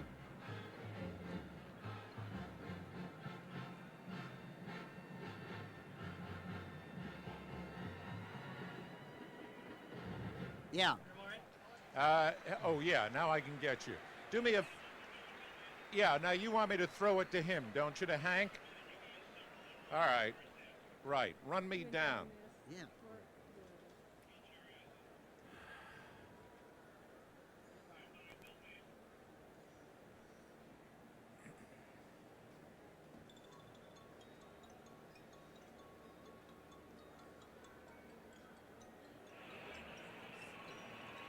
Bill Mazer again from Milwaukee's County Stadium with Nick Bonaconte and Hank Stram, and those numerals on the numericals on the screen don't really tell a whole story. It's been a very, very exciting first half. Green Bay leading at 14-10.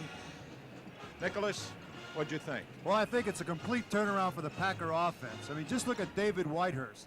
Last week he threw 9 passes for 31 yards. Already he has 125 yards, completing 6 out of 8. And the big guy, of course, is Lofton. God almighty, the speedster out of Stanford. He has 89 yards on 2 receptions. He has 2 touchdowns. The longest was 47 yards. You get him the ball, Bill, and all he has to do is get one shade of a block, and he's in the end zone. He's that type of a player. So it's been really a surprising Green Bay offense. The thing that has really mostly surprised me, I didn't realize they had that varied an offense. They didn't show that varied an offense last week against the Lions. They ran at them. Today they're really putting the ball in the air. I think you're looking at a healthier Whitehurst. That's the reason. And they're relying on their backs. You know, Middleton is really a better than average back, and he's surprising everybody running the football. On the other hand, Manning is doing terrific too. 15 of 24 for 130 yards. He does have 1 interception, Muncie has 44 yards on the day, and so does Galbraith has 27. So it's a good, really, Manning is having a superior day, but it's Green Bay ahead. You know, a couple of years ago, they played this kind of game. Hank Stram told me it drove him crazy. Hank is out there right now with a lovely gal, Cherry Starr, Bart's wife, and Henry, it's all yours.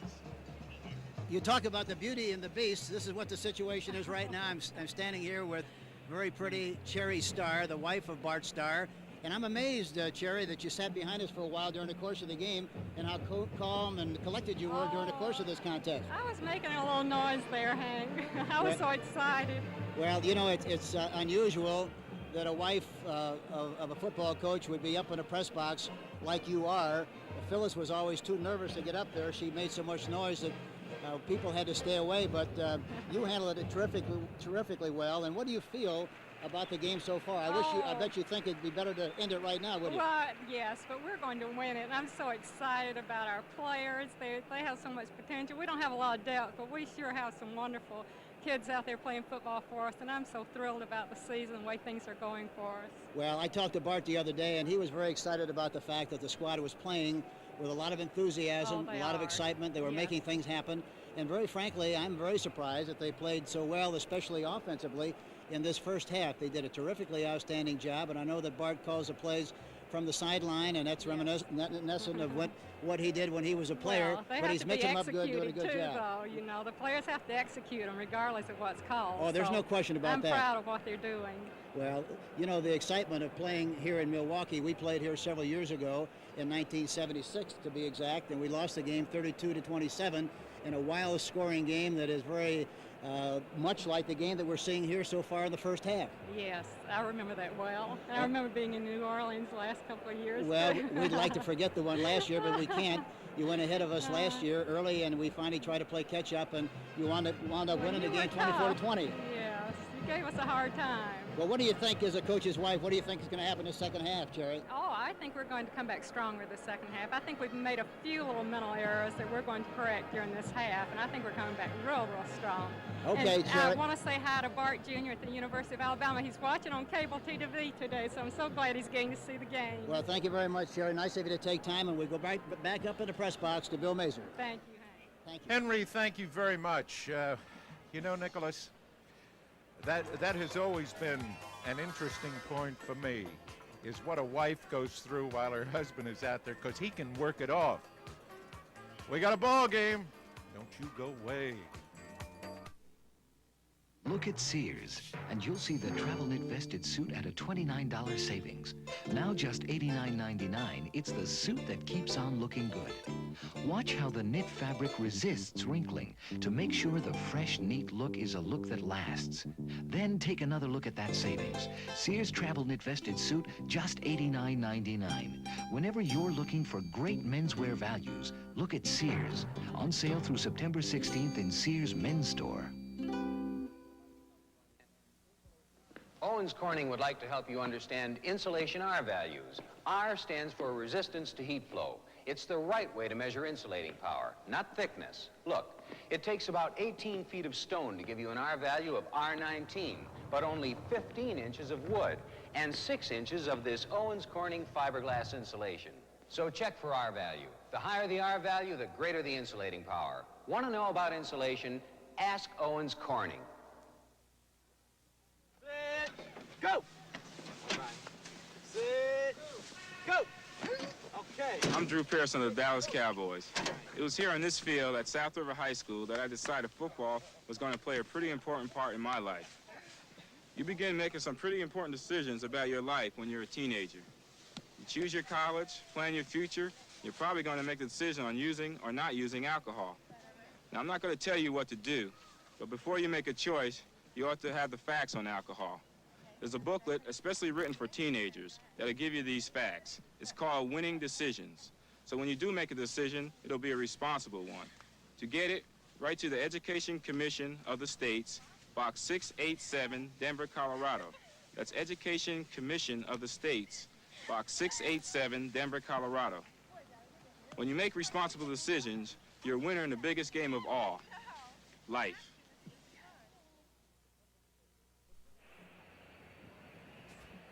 The preceding announcement was brought to you as a public service by the National Football League. Counselor, we're going to have a look at the stats, and you give us an analysis of them. Well, just look at them. They're even. And that's really the story in the game. It's 14-10, and the stats are 186 yards. Look at it. Very even there. Now, one thing that's not up there is third down efficiency. That's, how you convert the third down situations. Both teams are at 50%. The Saints are 5 for 10, and the Packers are 3 for 6. So they are really converting the third downs. When teams are not scoring, the third down conversions are not there. So overall, just look at them, you see that it's a very, very close ball game all the way. Unfortunately, in most movies that portray football games, the coach at halftime spends more of his time in exhortation than he does in apparent strategy, and that confuses me. Hank, you got a team at halftime. You're going to stand there and give them, do it for so-and-so. What are you going to tell them? What would you have told the team? Well, number one, that's a very overrated phase of coaching. You don't have very much time in a locker room, and so you better use your time very carefully and very wisely. You wind up talking to individual groups with the individual coaches, and then you get together as a total team for about 2 minutes before you go out in the second half. You want to make sure that you recapture what you went into the ball game thinking that you can do. Make sure that you stress the importance of playing every play with the utmost of your capacity, making sure that you don't make mistakes, that kind of thing, but you don't rant and rave unless the situation calls for it, and that doesn't happen very often. How often do you change a game plan, Hank? You have to change a game plan whenever you feel it's necessary for you to do so. You like to feel that the things you studied all week long and to prepare for a game are going to be workable and successful, but sometimes they're not, and as a result, you have to make adjustments as the game goes along. Hank, Nick, though, go ahead. In my mind, though, if you're a coach and you have to get away from your game plan, isn't this exactly what the other team wants you to do? Because you're going to things that you haven't practiced all week. Well, this is true, but I say if you, for example, you're going to change the approach if you're way behind, is the point I was trying to make. You might have to do that if you're way behind. Basically, obviously you'd like to stay with what you plan to do, but there are times where you have to have enough flexibility to make the change if you have to. You have Lofton, the wide receiver, right, from Green Bay. Now, he's the guy who's really killing the Saints, all right? Well, now we're going to see him. He's going to make some catches here. Now, you go into the ball game, you have the rule change that prevents you from hitting him 5 yards after he gets 5 yards down the field. So now how do you defend against this guy? I mean, he's got the great speed, he has the great hands, and he can get all the way in a hurry. Well, number one, you have to spend more time double covering him, doing something with coverage in the second half. There was a great illustration of a misdirection play, and they threw back away from the grain. Clarence Chapman slipped and fell on the play, but definitely the Saints are going to have to spend more time on more coverage with him in the second half to stop him because they can't do it with one-on-one. I was just thinking, we saw Dick Nolan and Bart Starr a moment ago. It must be tough for Starr. A living legend, a memory of all the greatness of the Packer teams, the halcyon days of yore, this capacity crowd watching and saying, Bart, do for them what you did for Fuzzy Thurston and Jerry Kramer, and Bart saying, oh Lord, help us please. All right, Chester Markall puts the foot into the ball. A fumble back on the 10. Poor Clarence Chapman. How about it, Hank? Well, Clarence, is a very... Oh, the Yankees 3-0 over Boston, and they continue. Whew. I want to tell you something, man. Living as I do in that section of the country, I want to tell you that that's interesting. But I got to ask you about Chapman. Tell me about him. Well, Chapman is a very serious, conscientious guy, and sometimes if he makes a mistake in a game, he is prone to brood about it a little bit and worry about it more than he should. And if he's not careful, that's what could happen on that kind of a play. New Orleans is going uphill right now. They trail 14-10. They're setting a wing right. And Mr. Manning gives it off to the bread and butter man, Goldbreath. Oh, were they waiting for him? Hank, they ran to the weak side, didn't they? Yes, and I was going to allude to that because the defense again was shifted strong to their right, and Archie changed the play at the line of scrimmage and ran to the left, and John Anderson made a great play, number 60. Bill, do you think that first round draft choice was worth it already? He already has the key interception of the game. He brings down a guy like Galbraith with one hand, and that's a tough chore. Nick, that kid was highly regarded at Michigan. Incidentally, he's a marvelous kicker, too. They're set. in a far, backs to the weak side. Muncy over the middle. What's the strategy now? What are they probing for? They're just trying to move the ball and make first downs. That's the way you win. You make first downs, and that's the way you move the ball down the field. This is what they're trying to do. They give it to Muncy on a straight-ahead shot. Nick, you're calling the plays on defense. What were you looking for? Well, right now I'll be looking for either a run or a play-action pass. The key right here, with my key, would be the fullback, because I was either look for him to carry the football or a play-action pass to him to try to free up the weak back. At fullback is number 34, Goldbreath. 42 is Muncy, and Manning's got a third and medium yardage as Anderson does a little fooling around. Harris fakes coming to the line. Manning is going to throw. Bad pass. Hankey threw poorly. Yes, he did. He felt some pressure that time. Dave Roller, number 74. Go ahead, Hank, as we watch. It's Watch 74. Archie goes back into the pocket. Dave Roller, number 74, gets some penetration. And here you see Barzalauskas coming. You see Butler coming, but you see inside Roller came before Archie was ready to throw the ball, and he threw a poorly thrown ball incomplete. They're in a kicking situation. Just for everybody's information, Roller beat number 66, Conrad Dobler, who's considered the best offensive lineman on the Saints. Steve Odom is the single safety now. No more of using one of the other backs, Howard Sampson. They go to Odom, one of the best. Oh, a near block of the punt. And here's Mr. Odom, who can fly, going to the far side and looking for blocks. New Orleans shuts him off a little, and they get him. Eric Felton, number 20, had a shot at him, but didn't take it. 38-yard punt by Tom Blanchard. Watch number 82 right now of the Packers. Watch him come right now. You know, he took a good course. You have to try to block the kick about 3 yards in front of the punter, and that's what he did that time, but he missed. That's Paul Kaufman, who almost blocked the punt. Kansas State man. The deep back, that's Middleton. Who can he dipsy doodle? Good blocking by Tim Stokes and Darrell Goforth. They run away from the overshifted defense again. There's Tim Stokes making a block. Goforth making a block. Middleton's doing an excellent job of running inside, and he fights for the extra yardage. Joe Campbell, number 73, and Pat Hughes finally make the tackle, but he makes the first down. Nick, tell me this.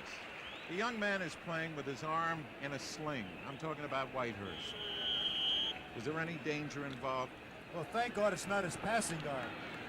But is there any danger involved? Not really, because it's the sling has a chain on it, which restricts the movement of his shoulder.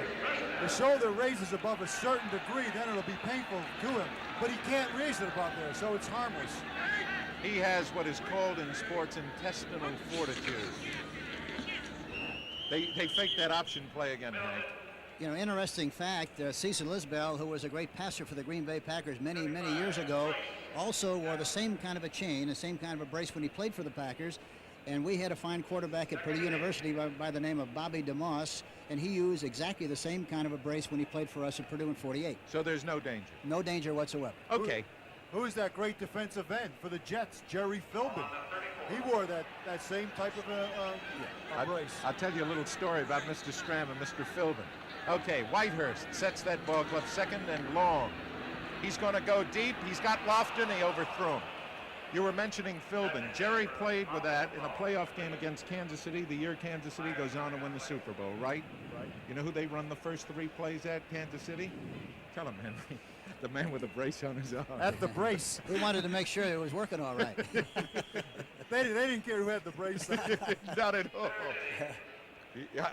If it were possible to euphemistically phrase what Philbin said to Dawson, I would tell you about that particular situation. All right, we got a 3rd and 8. They're in that slot right with the tight end set to the left side. No flex, a straight 4 by New Orleans. Mr. Whitehurst wants to throw it. He throws underneath. Barty Smith has got the first down. Oh, Henry's picking him apart. Yes, he is, and you know the bad thing, the thing that makes the play successful is the lack of pass rush. There's no pass rush to speak of, Whitehurst has plenty of time. Look at the time he's got in the pocket. He hits Barty Smith, number 33, in the flat. Federspiel is over in pursuit. Tries to strip the ball loose and finally makes the tackle, number 58. Nice call, Hank. This is Whitehurst as he fades back. Boy, does Bart Starr love Whitehurst. Woo. He hangs him in the pocket, and he just very cool under pressure. There was no pressure then. Here he comes. Oh, that's Mr. Middleton. Nick, you're a little young, but I'll tell you, there was a back for the New York Giants by the name of Tuffy Lehmans who had just that kind of action, Hank.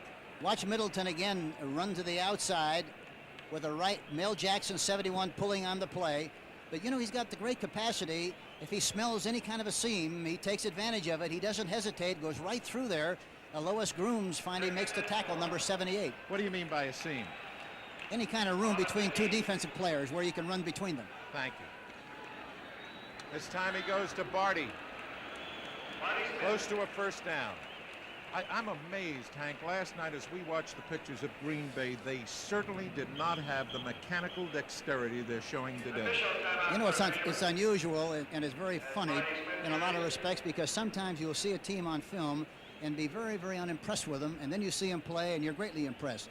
That's what happened last night as we looked at this Green Bay team offensively. Either one of us was very impressed with the way they played, and yet they're most impressive this afternoon. Nicholas? Well, you know, really, Green Bay is doing something against New Orleans that Minnesota did last week. You know, Minnesota got beat by New Orleans 31-24, but in the process, Fran Tarkenton put up 428 yards and completed 28 out of 40 yards. So, I mean, it's not a great defensive team. Folks, this is nose to nose.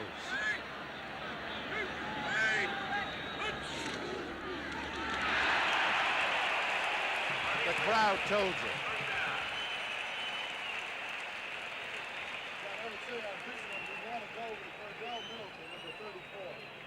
Henry?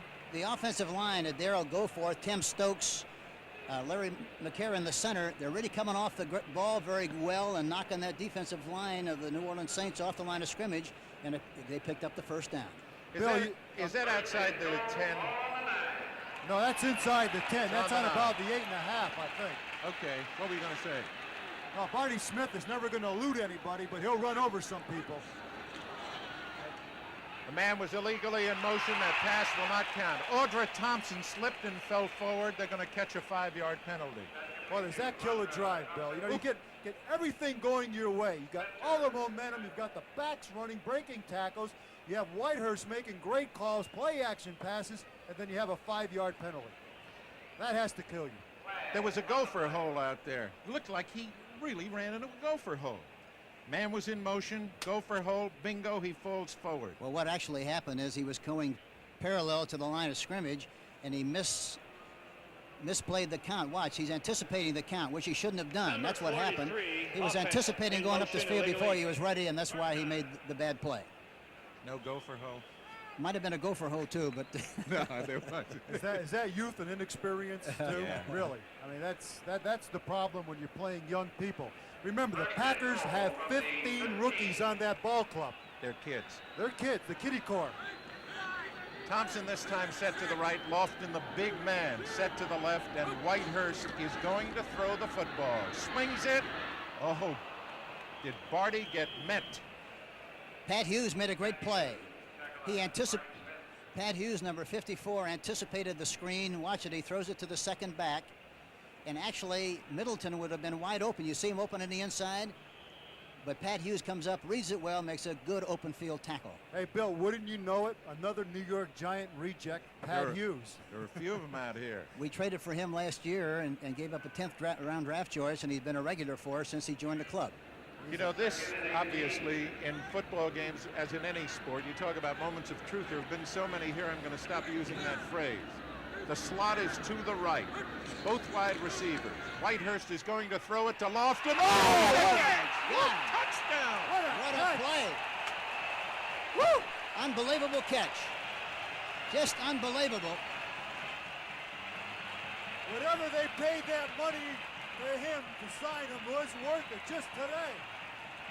That was one of the most incredible catches I've seen in a long, long time. Woo! What Catch a it again, player. man. Here it is, a pocket pass there in a slot formation. The protection is good. He throws the ball. Watch, he has to go up on top, over the top of his head, and makes the catch. Unbelievable. This will make it 21-10, and Mr. Lofton owns the afternoon. Marco is good as gold. There's a flag down on the play, however. It looks like New Orleans was offside. They'll decline the penalty, and of course, it'll be a point for the Green Bay Packers. Last week against Detroit, Lofton had one in his hands easy. He misses it. Today, in a situation like this, what a superb catch. Unbelievable. Here's to good friends. Here he goes. Tonight is kind of special. The beer Hey, we almost gave up and sent out for pizza. Sorry. All I could get were lobsters and Lowenbrow. All I could get were lobsters and Lowenbrow. Well, it's the last party of the summer. I figured I'd shoot the works. When you want the taste of a truly great beer, tonight, let it be Lowenbrow. Well, like the song says, here's to good friends.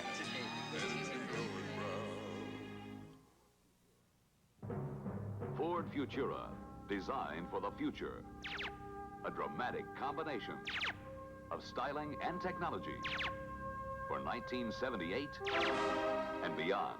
Computer modeling and aerodynamic testing contribute to Futura's striking lines. Futura provides excellent fuel economy and room for 5. Engineered and styled for the future, realistically priced for today. Test drive Futura at your Ford dealers, where the better ideas keep coming. New Orleans fans, don't blame Clarence Chapman for this, because he had best coverage that you could possibly have on Lofton. But this is one of these catches that you just dream about, going behind to make the snag. Lofton has earned his bucks today, Bill. 3 catches, 3 touchdowns, shades of Don Hudson. Here's Chester Markle kicking from a 21-10 lead and puts it in play. And here's Mr. Chandler. Mr. Do-It-All. They slow him down and get him. Kid hasn't been able to do it yet today. You know, I saw him early in preseason, and he looked like he ran with a lot more indecision. It doesn't appear that he's running with the same fierce style that he did early in the games that I saw on television. Of course, that might be a little deceptive too, but I get the feeling that he's not running with that reckless abandon that he did early in the season. Talk about Don Hudson. The record for Packers for Don Hudson was 4 TDs in one game. Well, so Lofton has a shot. You know, you only have 8:19 of the third quarter and the whole fourth quarter to go. 23-19. Mr. Manning now has a task for himself. They'll probably run to the left because they're overshifted to the right. See what happens. Okay. Here they come again. No, he's going to throw off a play pass action. He's going back to the right. Oh, Hank, they're in trouble. Mr. Barzalowskis smelled that from Connecticut. They fake the play action here. Watch this. They fake the play action, fake the end around to Henry Childs, and then throw back to the far side of the field on a screen. You see? Mike Butler, 77, Hank, just smelled that thing out completely. Yes, he did. Yes, he did. They're getting a great rush, Bill, from that front four. They're coming off the ball beautifully. Now they are, like they did against the Lions last week. You're absolutely right, Nico. Manning's got to put it in the air. He's got time. He's got his man, and that Childs is tough. He's the guy they picked last year as their top offensive player over Muncie, and they picked him over Galbraith. Henry? This time they have good protection. Archie goes back in the pocket. The backs go out. And here you see him throw the ball right on the numbers to Henry Childs. Steve Luke makes the tackle, but a great executed play by Henry Childs and also Archie Manning. Well, the Ancient and Honorables jumped out ahead of Philadelphia 28-10. Jack Pardee has really been bringing them along. The win over New England last week. Looks like they're going on against the Eagles this week. He's got Strawn in there now. Yes, he has. Thanks, Nick. Wing tee to the right. He's going to throw. He's got a man all alone. He overthrew him. Oh, holy. Boy, did he have Ike Harris that time wide open. He just threw the ball right over the top and hit. He threw it over the top, as you said. Johnny Gray did the defensive job. But Johnny, they took a sniff inside on the play action fake.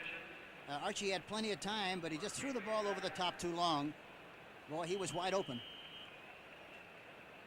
Oh, man, look But at Hank, Mr. Harris. wouldn't you say that he had to throw the ball up and over the top? Because if he put it in a kind of on a line drive, that could have been knocked down or intercepted. No, he had to throw right over his head. Exactly, right. It had to be a perfectly thrown ball, and that's a tough throw. Steve Odom is back in a single safety. They coming against the kick of Chandler? They sure are. Kaufman almost got a piece of it again, but he hung it in the air. Good hang time. Odom wants it, though.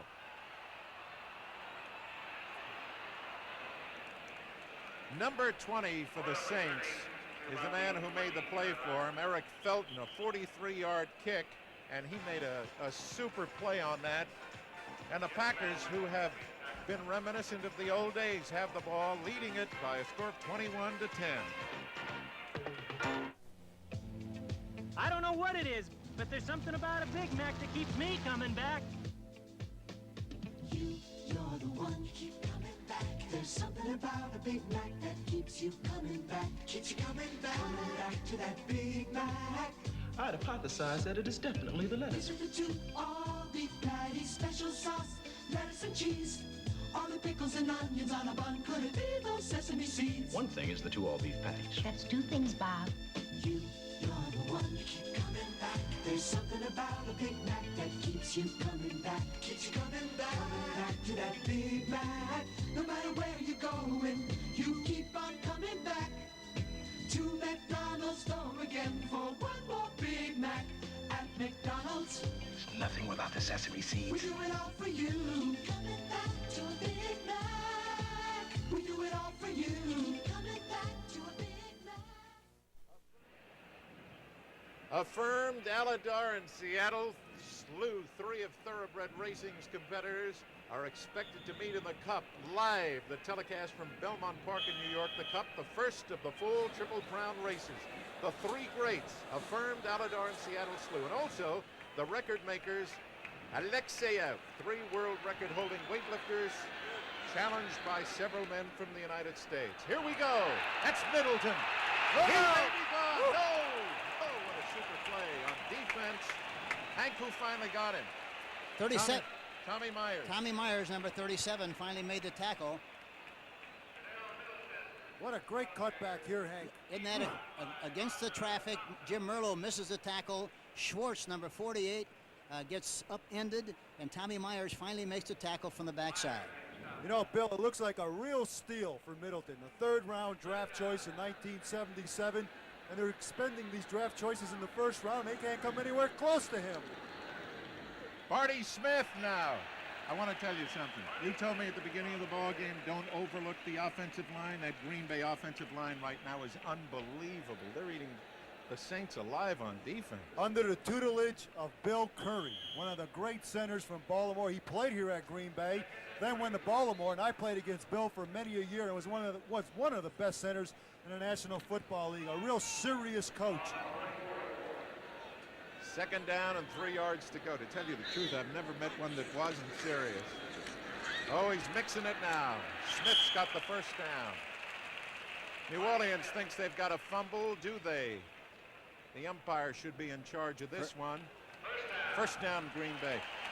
Henry, you and I heard last night when we went out all about the fact, hey, look at that, Dallas 21-14. We heard all about how the Star was under pressure. He's answering a lot of critics today. Yes, he is. And, of course, Bart, I really think, has done an excellent job here at Green Bay. It just takes time to get a program going and underway and successful. They go back to the tight end side with Middleton after showing that slot right. That's what you told me last night. You run it to the left and throw it to the right.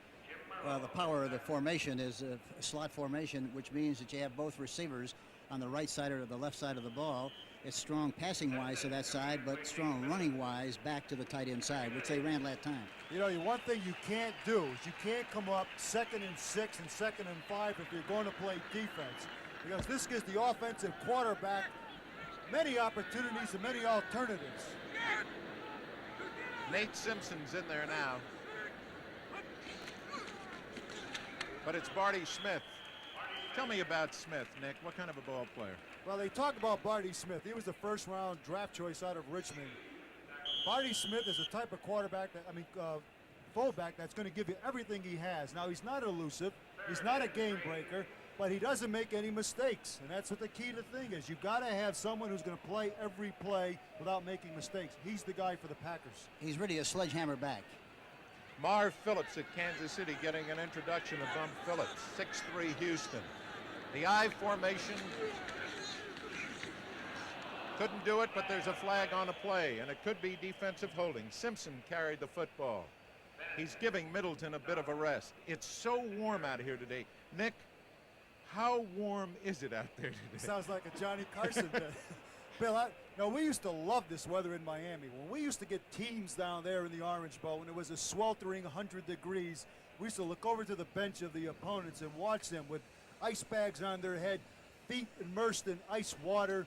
I mean, guys just hanging on, sucking up the oxygen. Here, it's not quite as bad as it is in the Orange Bowl, but it's brutal. Number 54, offense, holding, third down.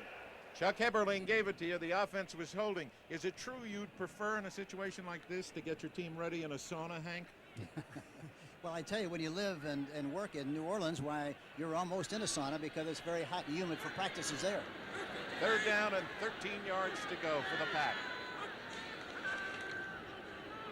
This kid loves to run. I'm going to use the word. I'm sorry. He's got guts. He really does. Congratulations, Nick. Bill. You mean I made a magnificent... You've made it. You've joined the locker room crowd. I've been working on it for 2 nights with you guys. Here's an interesting thing now. You watch the punter. You see if he'll kick it. He should try to kick it out of bounds to his left rather than to his right. If it goes out of bounds to the left, why, chances are if he makes a bad kick, then it's going to go right down the middle, and it's not a wasted kick. If he tries to kick it to his right and he squibs it, it could be a very bad kick. He should kick it out of bounds to the left. See what happens. Okay, Chandler is the man that's deep. You're right, he's going left. What did Chandler show? Oh, what a gorgeous kick as Chandler showed fair catch. I don't know what for. What a kick by Beverly. Oh. Green Bay is doing it all. They have resurrected the past. 21-10. The 1978 Ford Pinto. With standard features like these, it's packed with value. A 2.3-liter engine, a 4-speed transmission, rack and pinion steering, power front disc brakes, electric defroster, AM radio, tinted glass and bucket seats. And since the 77 model year, redesigned fuel system features that include a longer filler pipe and polyethylene shield. Ford Pinto, over 2.5 million sold since introduction. Ford Pinto, a complete small car. Aerosol, not an economical way to apply deodorant. In fact, you'd use up this 4-ounce can of the leading aerosol, buy another, use it up, buy a third, use it up, before you'd use up 1 2.5-ounce Speed Stick. Men and Speed Stick is solid deodorant. An even, effective layer of protection you apply directly. Nothing's wasted. That's why 3 million more Americans took our advice. They got off the can. They got on the stick. This Sunday, the preview of Kaz, an ex-con trying to make it against tough odds. I need a job. Ron Liebman stars with Patrick O'Neill Sunday on Kaz. This is a good time in this section of the field to try to come out with a big play, either a play-action pass or get the ball upfield. See what Archie does in this situation. You know something strange, Hank? They've got both Goldbreath and Muncie out of the ballgame. He's got Strawn in there. No, with Goldbreath. He's got Strawn. Manning with his back against the stripe. No big play, Hank. No, a lot of traffic there. It's just a straight-ahead play. Mike Strong going right, zone blocking on the right side, which means that everybody just takes the man in front of him. Tony Galbraith blocks through, leads through the hole, but there's no place to go, and now it's second and about 9. With a minute 58, Nick, in the third quarter, 21-10 in favor of Green Bay. And Nick will catch it right after this. Got his backs in a divide and a wing T right. Is Manning going to throw? Long count. There it is. He's sneaking left, a bootleg. Manning running for the first down. We'll see whether he got it. The great Ted Husing used to call that a naked reverse. Usually what happens, he'll call the play in the huddle, but not tell anybody what he's going to do to make sure it's a good fake, and he just kept the ball himself and ran it out there. We'll see if he makes the first down or not. It's very close. I think he did get it. But he made the first down. A gutty play, a great play by Archie Manning. You know, Hank, he really is not a bad quarterback at all, as you told me last night, but I will always remember the pass he overthrew Harris on. Well, that can happen, especially that kind of a pass over the top of a receiver. It's got to go right over the top of his head. It's got to be perfectly thrown. You got to make those kind of throws, but in that particular case, he didn't. Don't count the Saints out yet, Bill. Now there's a whole fourth quarter to go. Are you kidding? No way. When they move the football, anything can still happen. Owens left, Harris right, Baxton and I. They should run left because of the defense. Play action fake left.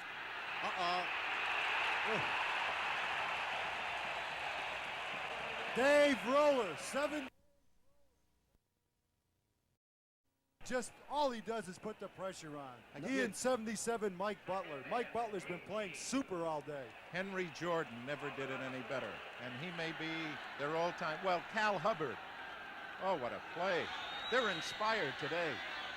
What did Starr tell him? Long play on a second down. Long count. From the end zone. He's got his man. It's Harris. That's all right, though, Bill. Give him those. It's second down and 20 to go. I mean, don't come up short and then have him beat you deep for a 95-yarder. Now you still have a 3rd and 7 to go. So, you know, that's, you know, although they get 13 yards on this, but what the heck? It's worth it. He had Ike Harris right on the numbers and tackled there by Willie Buchanan, number 28. Buchanan, whom we haven't talked about all that much, has got to be one of the best, no? Yes, he is. He's a good one-for-one cover guy, a good man-for-man coverage guy. And so is Mike McCoy. They do an excellent job on the outside. Okay, that's the end of the third quarter. We'll return to Milwaukee County Stadium after this word from your local station. See some of your favorite 60-minute stories later than usual tonight, beginning at 9, 8 Central and 7 Pacific on CBS. When I get you back in New York, I'm going to get Kemp to come in to show you what good looks are, you miserable looking... Oh, excuse me.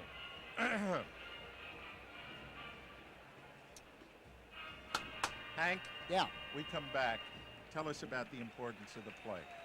It's a third down, a biggie. John, let's isolate on Tinker Owens, number 83. It's a possession situation. Hank? Yeah? There you are, 3rd down and 6, man. Yeah, did you get it? What are you going to do? I think he's going to try to get the ball to Ike Harris. He's a very dependable, steady guy, and I wouldn't be a bit surprised to see him go to number 82 in this situation, or possibly the tight end, Henry Childs, depending, of course, on the coverage. All right, you got it right now, Henry. Tell me about it. What are they in? Well, they're not spacing. They're overshifted to the right side and look like they're in man-for-man coverage. Manning's got him. Now they go to double. They double the outside receivers. Yep. They double the outside receivers. They disguise that very, very well. It looked like they were going to be in one-for-one coverage, but right on the snap of the ball, they double the outside receivers. Archie had to go inside and try to hit Mike Strawn. The ball was deflected by Barzalauskas, number 75, and now it's a kicking situation for New Orleans. Barzo is only 6'7", 270. He reached up like a basketball play. He dunked the ball. They're giving Manning a fit right now. Steve Odom's the deep guy. Blanchard's the kicker, one of the better ones in the National Football League, another New York Giant refugee. Very long count. The rush is on, but he got it away. Oh, a super kick. Super. Odom's over the shoulder. 40, looking for space. Cannot find it.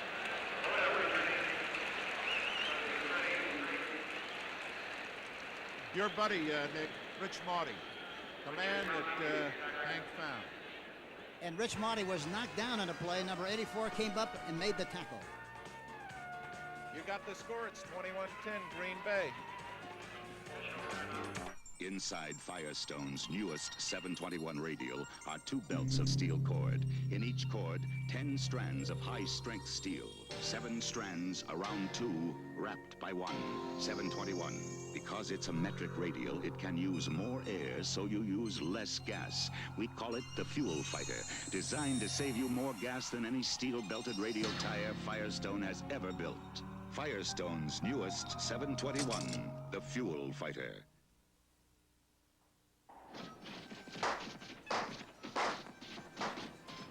The arrester has come to town. The zinc-coated double-wrap muffler from Kmart. Have it installed by Kmart. And if anything goes wrong, they'll replace it free for as long as you own your American-made car. Like other great car products, it's Kmart price. Kmart's Arrester, a very inexpensive way to lock away noise. It was 21-7 at halftime, Dallas, but 11-yard run by Bobby Hammond and a 43-yard field goal by Joe Danello makes it 21-17. Interesting to see what they do here. They've been running the ball consistently well. Let's look for a pass on first down or a play action. See what happens. All right, Henry, we're watching. Whitehurst runs his man. Oh, it's Barty Smith. What happened, Henry? Misdirection play. It was the first time the whole game that they ran a misdirection play. They were in a strong right formation, which means they normally would run to the right. Watch. Barney Smith comes back to the left side. Mel Jackson pulls through the hole. Go forth. And Tim Stokes do a great job of blocking at the point of attack. Tommy Myers, number 37, finally gives him a clothesline tackle. You know, we're in the 4th quarter now, Bill, and this is where conditioning has an awful lot to do with it. This is where you see what team has been in the best condition. 13-yard run. Slot is to the left. And now he wants Middleton to go back to the other side. Look at this young man. Would you believe it? He's unbelievable. He really is. And they've got a young safety man playing number 48 for New Orleans. Instead of Ray Brown, Don Schwartz is playing that position. It's a slot left formation. And the young safety man comes up. You see, but he's blocked there beautifully by Mel Jackson, number 71. A missed tackle from the inside. Lois Grooms chasing 78. Pat Hughes finally comes over and makes the tackle. I like him. I really like him. He is really a super back. This is what the Packers have needed. Nick, it's like a textbook. It's like a textbook, Hank. It's like what you were telling me last night. They're going to call a timeout right now. But the thing about it is, you said they came back to the weak side. They show them that little bit, and now they come back to the other side. Bingo. A lot depends on where that defensive safety man plays. You say he's playing very deep, this young 48 Schwartz, and as a result, they're going around there in good shape. In the latter part of the 20th century, a medication was created that killed athlete's foot fungus on contact. This medication is found in Aftate for athlete's foot. Aftate relieves burning, itching, cracking. Aftate for athlete's foot. With a medication that kills athlete's foot fungus on contact. There's a whole new breed of Mustang coming October 6th. The all-new 79 Mustang from Ford. With a dramatic new aerodynamic design, precise handling, and Mustang performance with options of V6, V8, even a turbocharged engine. In 2-door and 3-door models. The new breed of Mustang for 79. Coming to your Ford dealer October 6th. If you want to know if the pack is back, just look at the folks. Oh, the last man to run 100 yards for the Packers October 3rd, 1976, Willard Harrell. He used to be known as Harold, but he wants to be known as Harrell. Counselor, I stay with you. Henry, tell me. Ray Brown is back in the game at safety. There he is in pursuit, and he throws him out of bounds. Number 27. They took Schwartz out, 48, and Brown made the tackle, number 27. On Simpson, they're giving Middleton a little bit of a rest. Turdell Middleton. Hey, I saw a kid in Cleveland last week named Keith Wright. Beautiful-looking football player. He and Middleton played on the same team. They couldn't have been too bad. Did Middleton come back in? You better believe it. The next yard he gets is the first time in how many years that your friend Harrell? October 3rd, 76, so he'll need a yard here to go over that. All right. The young man's number is 34. Barty Smith is 33. The slot is to the right. New Orleans in despair. They're in trouble, too. Whitehurst got a touchdown. The big guy. McGeorge, Rich McGeorge, 9 years out of Elon. Woo! Boy, what a play. And Pat Hughes was back there trying to read the action of the quarterback, but he just didn't get it done well enough. And, of course, he throws a perfect strike. Henry, you can see it right now along with the folks. Tell me. Play action pass, slot side. He gets pressure. He gets pressure from the right side, but he throws the ball in. Pat Hughes is the only one back there, and he just can't make the play. McGeorge is not the fastest man in the world, but he caught the ball. He sure isn't. The Saints are in shock. You have seen it. We have ourselves a 28-10 game. We are now about to find out where Elon College is, and our authority on that, Mr. Bonaconti, will research it for you and tell you right that we come back. Come on, let's go. Today, you'll turn a mountain of canvas and a truckload of living dynamite into one of the world's oldest fantasies, the circus. And together with every man and beast you've got, you'll haul and shove and shape that mountain until you finally reach the moment that says it's done. Now comes Miller time.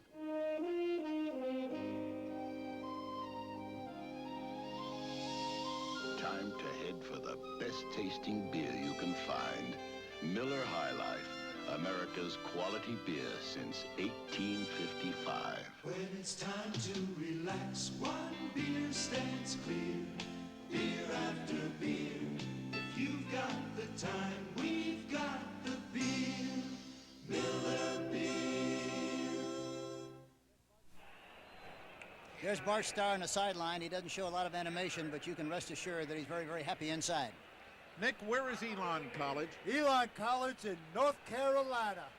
Is that what did we get just now? A record over there? 4 touchdowns? Last time a Green Bay quarterback threw a TD pass was in '68 versus the Cowboys. That's 4 TD passes. Here's Mr. Chandler. Oh, what a hit. Welcome to the NFL, Wes Chandler. Hey, Howard Sampson, where did you come from? Oh, did he hit Chandler? Henry, this is the man you like so much, Mr. Chandler. Look at Howard Sampson. Look at this hit. That's exactly the way, if you were to make a highlight film on tackling, you'd certainly use that one. 28-10. Manning with less than 13 minutes to make it up. He's got to go to the air. Swings it. Too hard for Dolbreth, who's a little upset about the pass. Right, he should have caught that one. He had a chance to catch it, and again, I think he took his eye off the ball a little bit with the anticipation of running upfield, and he dropped the ball. Henry, you know these guys probably better than anybody in the stadium. Let's face it, except for their new kids.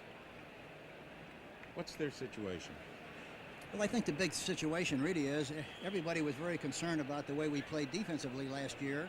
And there was a lot of speculation about the fact that they would be much, much better this year, and they'd use a lot of different alignments. But you see, the situation really hasn't changed any.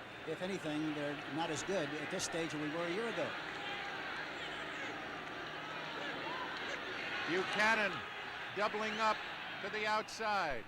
He gets Tinker Owens, and he gets belted too. But he made the first down. Did he? He really got popped. Yeah, he paid his dues for that one. but he made a good reception, and this is what he does so well. He's a very outstanding possession receiver. Next Sunday, 60 Minutes opens a new season with 3 brand new stories, including the story of the television game played for the highest stakes, the rating game. Later in the evening, the Emmy Awards show, television's tribute to its top shows and performers. Wes Chandler's in the ball game. Watch the bomb. All right. He wants to get it. He's rushed. Gets it. Goldberg's in trouble. 3 consecutive passes that Tony has missed, and he's another serious, conscientious guy, and sometimes he misses one ball. He's so concerned about the last one he missed that he might miss another one, and this is, I think, is what's happening now. Yeah, but if the quarterback's got to know that, Hank, why does he keep going back to him? Because he's the open receiver. You take what they give you, and he's wide open, and you've got to throw the ball to the open man. And, you know, he's a great receiver. He'll come back and catch him, but he just happens to drop the last 3 balls that were thrown to him. 2nd down and 10. What kind of a test does Manning have? Trailing 28 to 10. He's got his man out here. Larry Hardy made that reception, the tight end. He's in there for Henry Childs. He's a rookie from Jackson State. Yes, he is, and they like him very much. And in fact, they like him so much that they traded a tight end from last year, Thaxton, to the St. Louis Cardinals. It actually put him on waivers, and the St. Louis Cardinals picked him up. Nick, you know what surprises me here? Ike Harris is virtually silent. Well, it looks to me like they're jamming the heck out of him. Buchanan is playing right on now. He loosened on him now.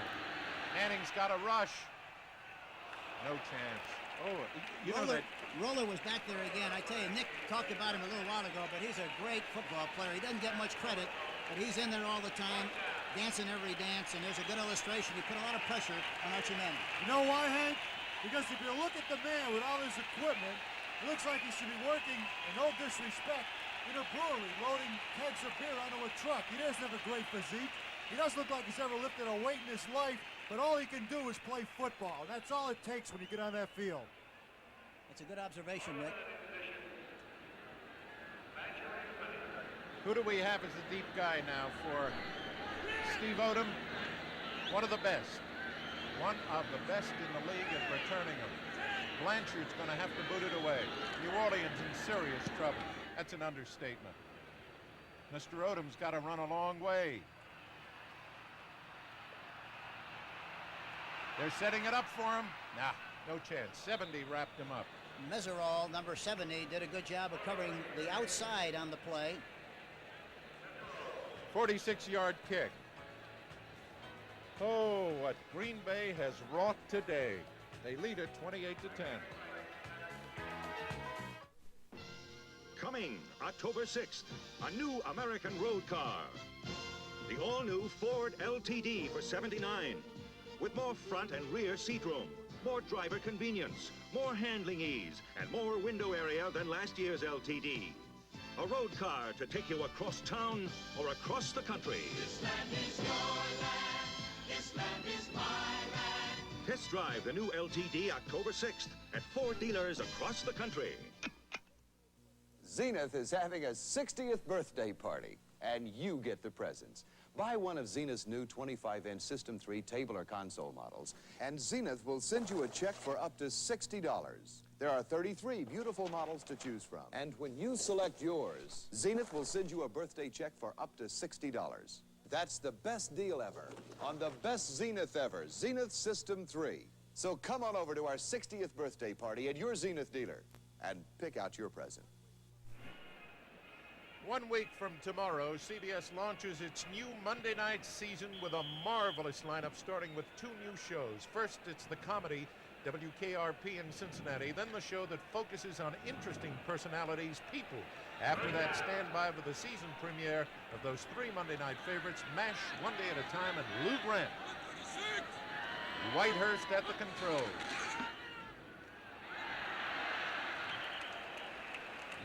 Mr. Landers, they could run me up the middle now. That offensive line, Hank, is killing them. Well, I don't know if we could go to that extreme. Oh, come on, But Hank. I tell you, the secret of the whole thing really is the fact that the offensive line of the Green Bay Packers is coming off the ball terrifically well, knocking off the Saints from the line of scrimmage, and that's why they're making the yard. He picked up 8 yards, and it's fun to be a quarterback when it's 2nd and 1, 2nd and 2. Bonaconte, couldn't I have run on that? Absolutely, Bill. You see how enthusiastic, though, the Packers are breaking the huddle? That's what it's all about. Here's that Middleton. Oh! 100 yards. I love him. Hey, Bill, you know who's on that People Show? That sweetheart, Phyllis George, is hosting the People Show. She is absolutely a dynamite girl. Wasn't she sensational last night on the beauty pageant? She's absolutely She great. stole the show. She really did. She's fantastic. Phyllis, I love you too. I wonder if she'll interview you, Bill. They just won't give me a chance here. Remember, right after this, the U.S. Open, Pam Shriver, against Chrissy, and then Jimmy Connors against Bjorn Borg, a 1st and 10. Hank? They talked a great deal about using the flex defense, and they've used every defense in the history of football this afternoon trying to stop this Green Bay team, and they haven't succeeded yet. That was Walter Landers, but they're just blowing them off the football, and that's what it's all about. But they're changing alignments consistently and having a hard time stopping this great Green Bay Packer team. Bill, isn't it wonderful for Bart Starr to be able to forget the draft, go to a small school like Clark, get a free agent named Landers, put him into the ball game, and have him perform like this? That's why I said to both you guys, I think I can run behind that line, but you won't do that for me. All right. They're in a divide. This is the Sherman kind of divide, with a back set up behind the guards. They got Middleton that time. That's the first time they ran that kind of a play since they did it early in the game on short yardage. It's a slower hitting play, and they didn't get the blocking on the left side like they did before, and as a result, they didn't make any yardage on the play. Look, you two guys have been in the game a long time. I have. How do you explain this? No, seriously. This is the team that beat Minnesota last week. What happened? Well, anything can happen. You know, the fact that Minnesota, they beat Minnesota doesn't mean that Minnesota is that great a team this year either. They're not playing nearly as well defensively, and really they won the game because they were able to run the ball and move the ball well against the Minnesota Vikings, but that's why they won the football. They didn't stop them. How do you like Middleton, Henry? Oh, he's sensational. He's really sensational. There's a little fisticuffs going on right now. They're stretching the pores a little bit. Gentlemen, there's no need for that because, truthfully, none of you will get a shot at the heavyweight championship of the world. I don't care what you weigh. That's Nick, Greg Cook, number 68, who was in the middle of that. No relation to Greg Cook, who once quarterbacked the Cincinnati Bengals. He spells his name a little differently, and he weighs just a tad more than Greg Cook did. Let's see if there's going to be any ejection from the game. Joe Campbell was in on that fisticuffs, I think, and he's been in several of them last year. He was fined several times last year, and you would think that he learned his lesson, but evidently he hasn't. Joe Campbell is now leaving the game. I don't know if he's been ejected or whether the Saints just took him out of the ball game. We'll have to wait and see because there's a flag down on the field. There are two of them. We'll shortly see the authorities on the field dispense justice. That is he on the sideline. Now, if he's been thrown out of the game, he must leave the bench. He cannot stay on the field. Let's see what happens because our referee, Chuck Heverling, will tell us very shortly. It's against New Orleans. Costly, a very costly penalty at this stage of the football game. Here you see Joe Campbell. Oh. Unnecessary roughness, number 73, defense. First down. Do you think he's upset a little, Bill? Bonaconte, I've seen you in similar situations. You were just a little more facile. Oh, yeah, he's upset. With the excitement and all the things that have happened and the way they run the football, interesting to see whether on this play they'll run a play action, something to get a big play from this position on the field. Nope. Now they just went up the middle. Hank, they're doing what Bonaconte wanted them to do, run a clock out. That's right. They're going to do that. There's no doubt about it in my mind. If you're going to see anything from Green Bay, it's going to be a play-action pass, a pass to a halfback, or it's going to be a screen or a draw. I don't think the Packers, with a lead 28-10, are going to put the ball up in the air and take a chance of giving it up. Remember now, immediately at the conclusion of this game, we go to Flushing Meadows in New York, where Chrissy Everett will play the youngest finalist in the history of the U.S. Open. Chrissy was 16 years, 9 months old when she played there. This youngster is 9 months younger. She's incredible. Pam Shriver against Chrissy, and then Connors against Boyd. Meantime, surgically, Whitehurst operates. Looks for the touchdown to Lofton and overthrows it. Well, I'm wrong. You know, one thing that's interesting about this game so far, either team has run a draw play from scrimmage in the entire game. And they've thrown the ball considerably. They've thrown some play-action passes, but they still haven't thrown or used a draw play. And it'll be interesting to see somewhere in here whether they don't use one, because I think it could be a very effective call. Bill, just for the fans' information, Campbell was ejected from the ball game. Vociferous as he was on the sideline, it doesn't do the Saints any good when he's there. Now, and he's got to leave the field. You know, I could use the old phrase, boys will be boys, but he chose a rather inappropriate moment. Whitehurst with a slot right. The rush is on him.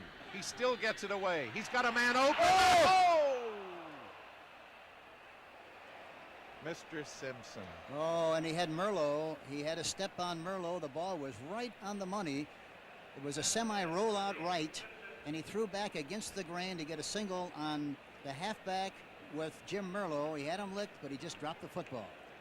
Look at Whitehurst with Bart Starr. He's saying, well, you had Dowler, and you had Carroll Dale, please. But that was a heck of a play. He had Horning, and he had Taylor, and he had Hampton, and he had Anderson. He had a few horses. He had Thurston, Kramer. Skronsky, Gregg, here's Markov. What will he do? No good, wide left. That's the first thing Green Bay has not accomplished today. I'm going to give you a trivia question. Go ahead. Who in the NFL wears more championship rings than anybody else?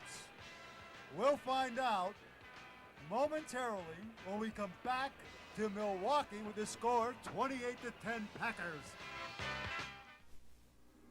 Think you can't afford great stereo? Think again. Think of JCPenney's new MCS Series 33-watt system. Think of an incredible everyday saving of $230 when you purchase the 33-watt system as a package. Think of getting $829 worth of magnificent sound components for only $600. JCPenney's MCS Series 33-watt system. Think of the sound. Think of the service. Think of the savings. You won't have to think again. This amazing motor oil from Exxon can actually save money. Golden Natural Uniflow. Uniflow was tested in cars like yours. After break-in, it delivered an overall average of 16 extra miles per tank full. Savings like that could cut your gasoline bill the equivalent of about 3 cents a gallon. Every day you wait to change to Uniflow could cost you money. Uniflow conserves gasoline, saves money. Folks, with the almost indefatigable memory that I have, plus the assurances of Billy Barnes who told me, the answer is Mar Fleming. Okay, New Orleans has got it now. They're serious. They're in trouble. You can see why. Had the man completely open, Henry. Yeah, I don't know what happened on that play. You know, he was wide open and should have been hit.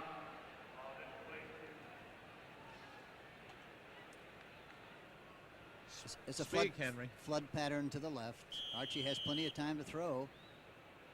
Throws inside, way behind the receiver, Mike Strawn, incomplete. Let me add that Mar Fleming played on the great teams here at Green Bay. Then in a trade came down to Miami and played on the great Super Bowl teams of the Dolphins. Who else was on that team, Nick? A divide, long count. Manning, rush on, swings it out to Galbraith. He's got room. Look at this big guy. Boy, he's something, isn't he? Oh, he really is. You know, you feel, I must tell you, the old gag was, you know, feeling like watching your mother-in-law go over Niagara Falls in a new car, but you kind of feel sorry. Galbraith's an outstanding football player. So is Muncie. By the way, Muncie's not been anywhere today, Hank. Yeah, you haven't seen Muncie too much. Here's a pass out here, a screen to Tony Galbraith. Good block there by 66 Conrad Dobler. Roller made the tackle, and Johnny Gray, 74-25. 6:43 remaining. He's got to put the ball in the air.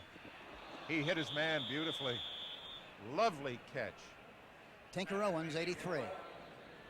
Bill, you know, down in Miami, whenever Wes Chandler, 89, now the reason I say this because Owens, who was the veteran, came in and everybody thought Chandler, the #1 draft choice, would step right in and replace Tinker Owens. It has not happened. When Chandler played with Florida, he used to give everybody indigestion in Miami because they used to play at the University of Miami and totally destroy them. But he hasn't broken into the starting lineup yet. Second down and short. He's going to throw it anyway. Swings it out. It's Goldbreath. Boy, he's running like a mad bull. Exactly the same play as he ran on the preceding down. All it is a flood pattern to the weak side.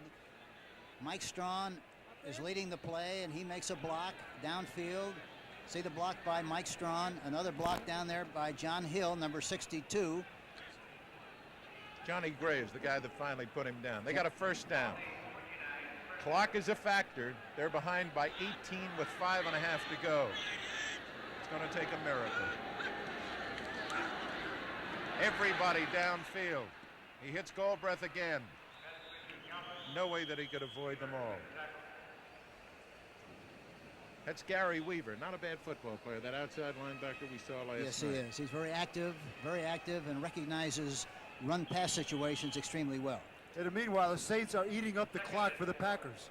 Short passes, tackles, 25, 30 seconds elapses on the clock, playing right into the hands of Green Bay Packer coach Bart Starr. That's all you can ask for. Maudie and Wes Chandler are the outside receivers.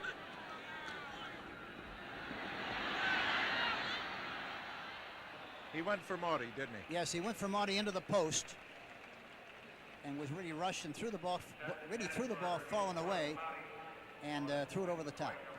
Gary Weaver, 52, put some pressure on the quarterback, Hank. The blitz was on, which is I'm sort of surprised because Green Bay has been playing good secondary defense, but that time they decided to blitz Gary Weaver, and it was effective. Nick, tell me something. I don't want to put the pressure on Hank. What does this team lack on offense, New Orleans, with all the horses they got? You know, it looks like they're very complacent offensively. I'm watching Chandler run patterns, and it almost looks like he feels that all he has to do is go through the motions. They're just not determined. That's what they're missing. Third down and a big 5. He's got the first down. See, that's really the kind of a play you ought to run to Wes Chandler, because Chandler is so quick out in the open that he maybe would make a defensive back miss a tackle and go all the way. Tinker Owens is a very sure receiver, but would not stretch that kind of a play into a long game because he doesn't have the great speed. You know, like you say, Owens is a great receiver, but when you're playing defense, the guy you want to have the ball is Owens. Now, Owens has 6 receptions for 46 yards, and that's not a great average. Look at what Lofton has, 3 for 107. Swing pass out to the right. That's Van Wagner. That's Wagner. And there you see the big difference between a back like Galbraith and a guy like Wagner. He's a fine young back, but there's a big drop-off in efficiency when Tony Galbraith and also Chuck Muncie are out of the ballgame. Sports quiz. Go ahead. Who is the last Packer receiver to catch 3 TDs in one game? You told me before, Hudson. No, wrong. Max McGee. Oh, wait a second. I just lost my crap. 1963 against the Rams. Hudson had 4? He had 4. Well, Bonaconte wins the crown. Manning's got to go long. He's got his man. That's your man, Owens, again. Tinker Owens, he caught that ball coming across the middle, and he's a very sure-handed receiver. Watch this again. And he goes down into the middle of the defense, and the ball is a little bit behind, really. Watch him. You see, but he jumps up in the air and makes sure that he catches the ball, which he did. A big play for the New Orleans Saints. You know what I remember most about him, Nick? Remember Oklahoma, Michigan? I remember the schools. Oof. He killed them in the Sugar Bowl. First down and goal.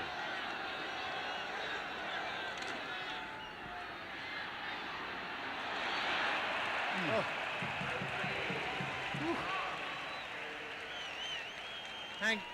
Hank, tell me something. Where is Muncie? Obviously, Chuck is hurt. He got hurt last week in a game against the Vikings, and evidently he got stung again today and wasn't able to play the entire contest. The guy who made the stick, Bill, is a second-round draft choice out of Minnesota, number 55. That's Mike Hunt. Now watch you come up here and just fill this hole. Watch him. Crunch. Oh, great destruction. It's Strawn again. He wants the touchdown. He's got it. Mike Strawn running to his left, goes in for the touchdown. Gary Weaver makes the hit on this play, but it's a little late because Strawn smells daylight, so he just cuts it right up. Hit by Weaver, but not enough, and Strawn gets the touchdown. 2:01 remaining on the clock, 28-16. Zarro will try the extra point, Bill.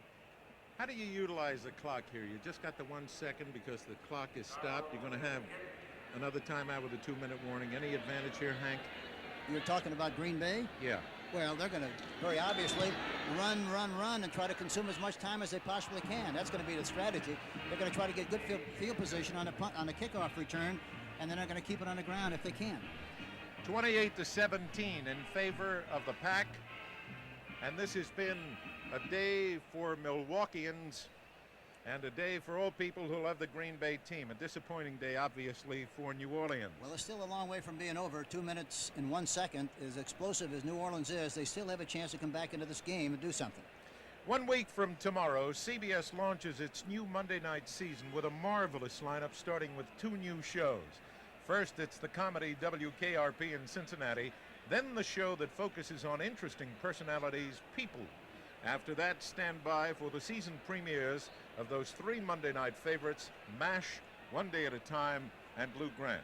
Now, you guys were talking about Phyllis George before. Let me talk about my friend, Alan Alda. You have a friend?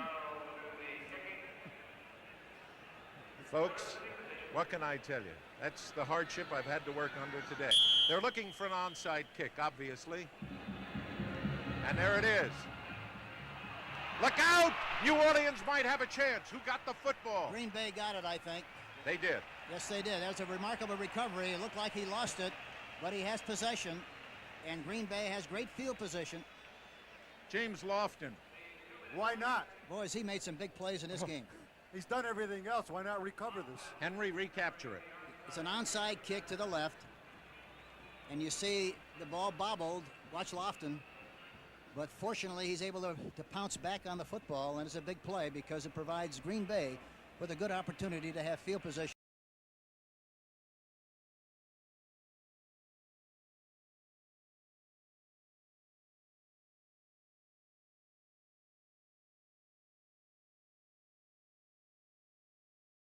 When you break horses for a living and you do it wrong, they can break you first. But when you do it right, you can turn a terrified animal into a horse a man can count on. And now comes Miller time. Time to head for the best tasting beer you can find. Miller High Life. If you've got the time, if you've got the time, we've got the beer, Miller Beer. Since the very first automobile was made in America, more than 2,500 new cars have been introduced. But the best-selling new car ever introduced is this one, Ford Fairmont. Fairmont has great EPA mileage estimates unsurpassed by any midsize car and the lowest sticker price of any car in its class. In fact, Fairmont has the most room for the money of any car. Ford Fairmont, the best-selling new car ever introduced. Sedans, wagons, exciting Futuras. See them all at your local Ford dealer.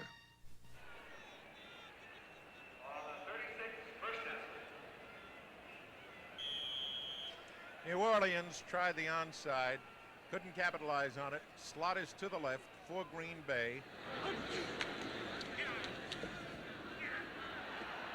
Boy, I tell you one thing, Hank, they're running everybody. Walter Landers that time. And Mel Jackson, I tell you, number 71, the right guard, he really does a good job of pulling on the play and knocking people down.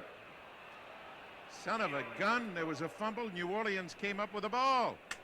Let's pick it up again, Hank. Here we are. It's a play to the right. As you can see, a good hole. Look at Mel Jackson out in front. Tommy Myers from the inside makes a tackle along with Elois Grooms. There's a fumble on the play. Simpson is the guy who ran it. And New Orleans has possession, 1st and 10, minute and 47 seconds on the clock. Remember what Bonaconte said just a minute ago? He said he'd have had their best backs in there. Manning's still got a chance. This game isn't over.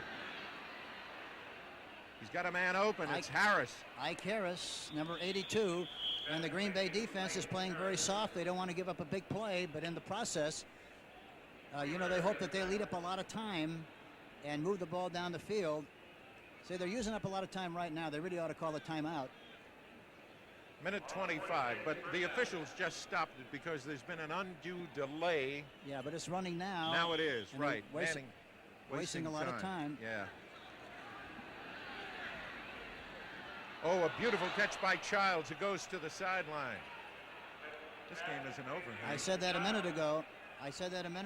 This game is far from being over. As explosive as New Orleans is, watch Archie back in the pocket. And he sets up and throws nicely. Good protection.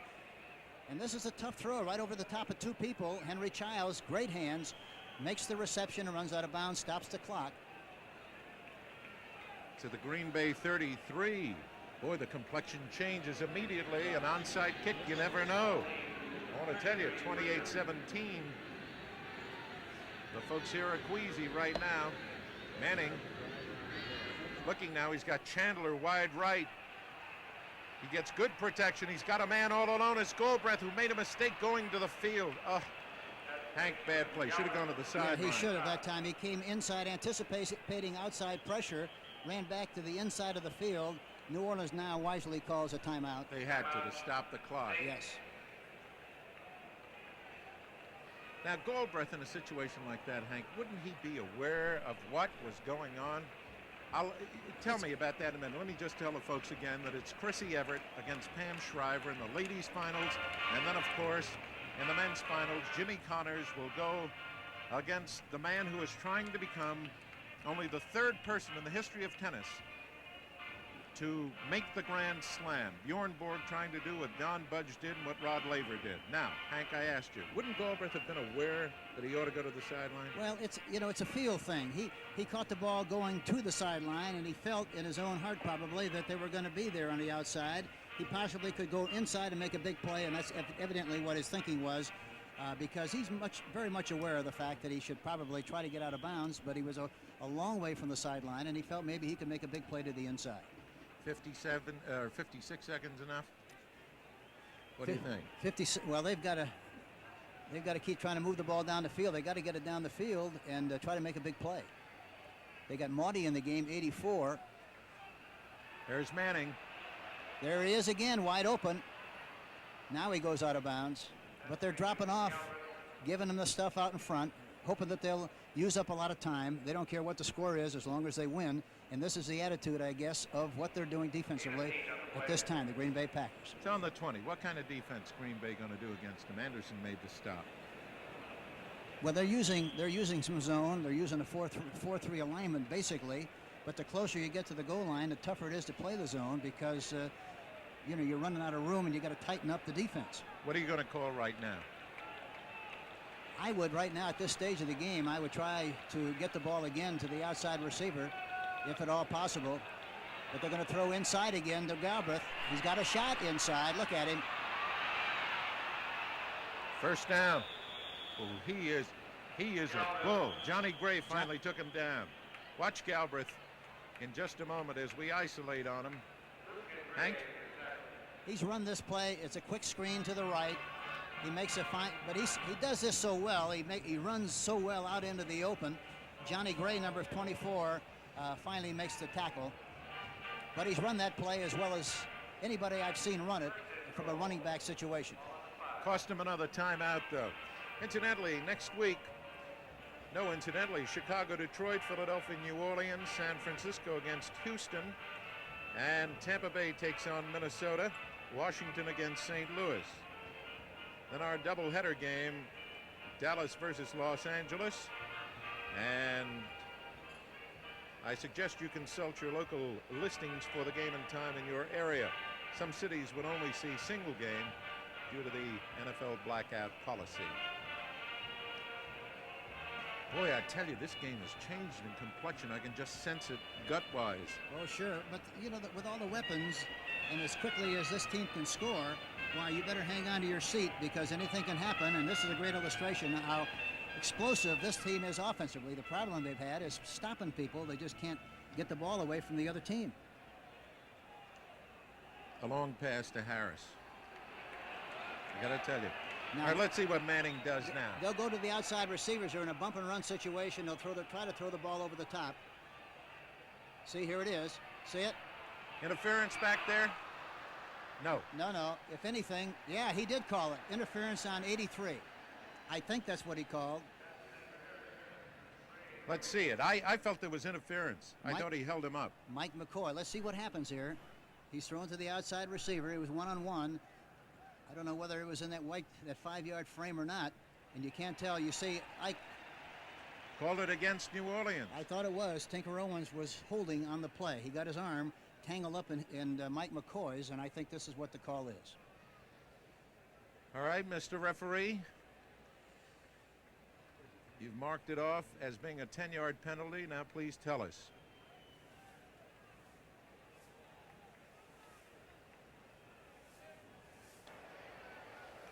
Offensive pass interference, number 83, first down. What a tough play.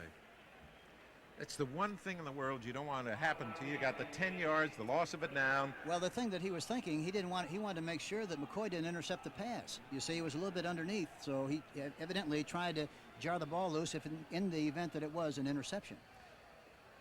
33 seconds remain. Manning has got to go on top. Rushes on. He gets it away, and it is tapped and knocked down, almost intercepted. What a super play by number 24. Johnny Gray. That was really a super play by the defensive back, Johnny Gray. Hank, evaluate Green Bay to me. What do you think of them? They're much better, as I mentioned earlier. They're much better physically in person than they looked in the films. I'm very, very surprised. I really thought down deep that the New Orleans Saints, and I was trying to be objective and weigh it carefully, but I really thought that the New Orleans Saints would win this game handily today because I didn't think that the Green Bay Packer offense was explosive enough, even though that the New Orleans team is not a good team, hasn't been that good defensively. I just didn't think that they would do as good a job as they've done today.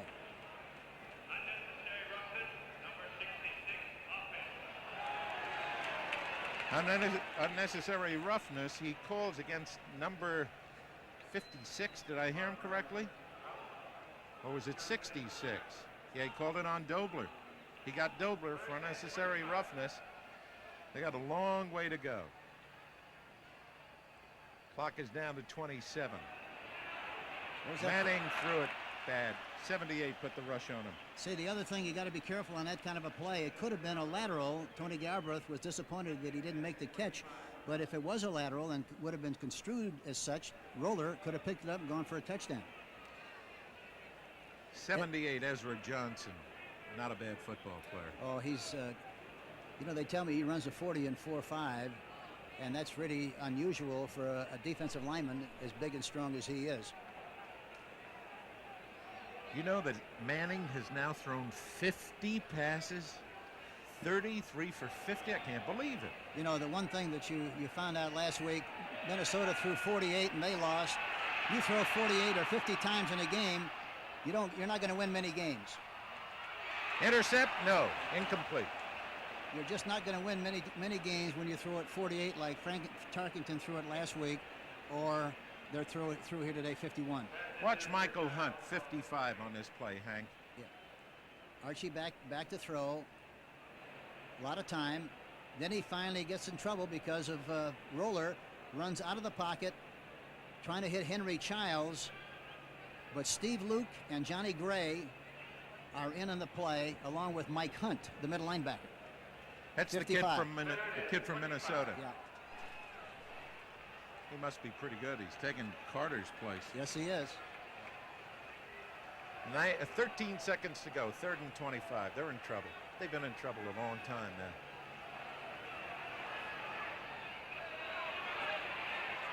Tinker Owens is the only guy that's been able to catch the ball. But they'll give him that one because it's a possession kind of play. It takes a lot of time. timeout for New Orleans. 4th down coming up with 4 seconds left in the game. A very unusual turn of events because I mentioned earlier, I really thought that the New Orleans Saints team, with the firepower they have offensively, would win here today because I didn't think that Green Bay could do as well as they did offensively, but they did a fantastic job of moving the football, both running and passing, and you have to give them a lot of credit. You can be fooled on movies, can't you? You certainly can. Next Sunday, 60 Minutes opens a new season with 3 brand new stories, including the story of the television game played for the highest stakes, the rating game. Later in the evening, the Emmy Award Show, television's tribute to its top shows and performers. Henry, I want to say this publicly. I really appreciate the 2 hours and a half that you gave me last night on the films. I learned more about football than I had ever seen before, and I really appreciate it. Well, thank you, Bill. I enjoyed it tremendously, and it gave us a great opportunity to prepare well for this game. I never thought Green Bay would do what they're doing. No, I never thought so either. This is probably the last play of the ball game. 4 seconds to go. Manning looking. Tony Galbraith wide open again. He overthrew him. And the game is over. The game is over. The clock has run out. A great win for Green Bay. There's Bart shaking hands with Dick Nolan. Look at the man. He never shows an emotion, but what a win. 28-17.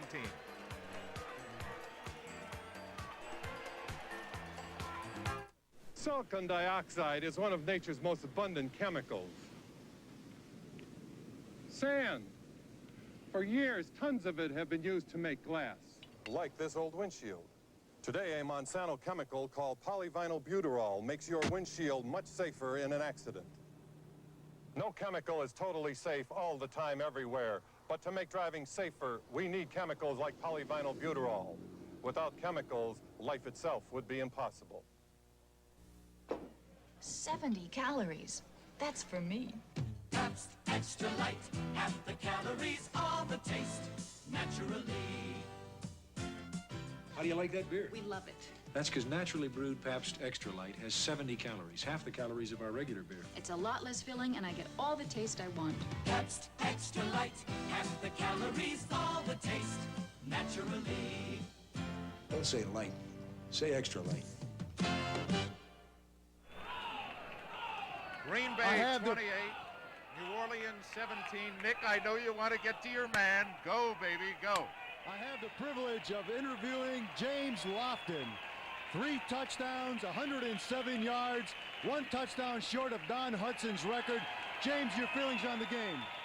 Well, it was a good team effort, and in any game where a receiver gets a score, it's always because of the opportunities that are presented in front of them. It's not like you can always beat a defensive back, but when your offensive line is blocking when your quarterback has time to make the correct reads, then it just makes it a lot easier for the receivers also. James, I think you're being very modest.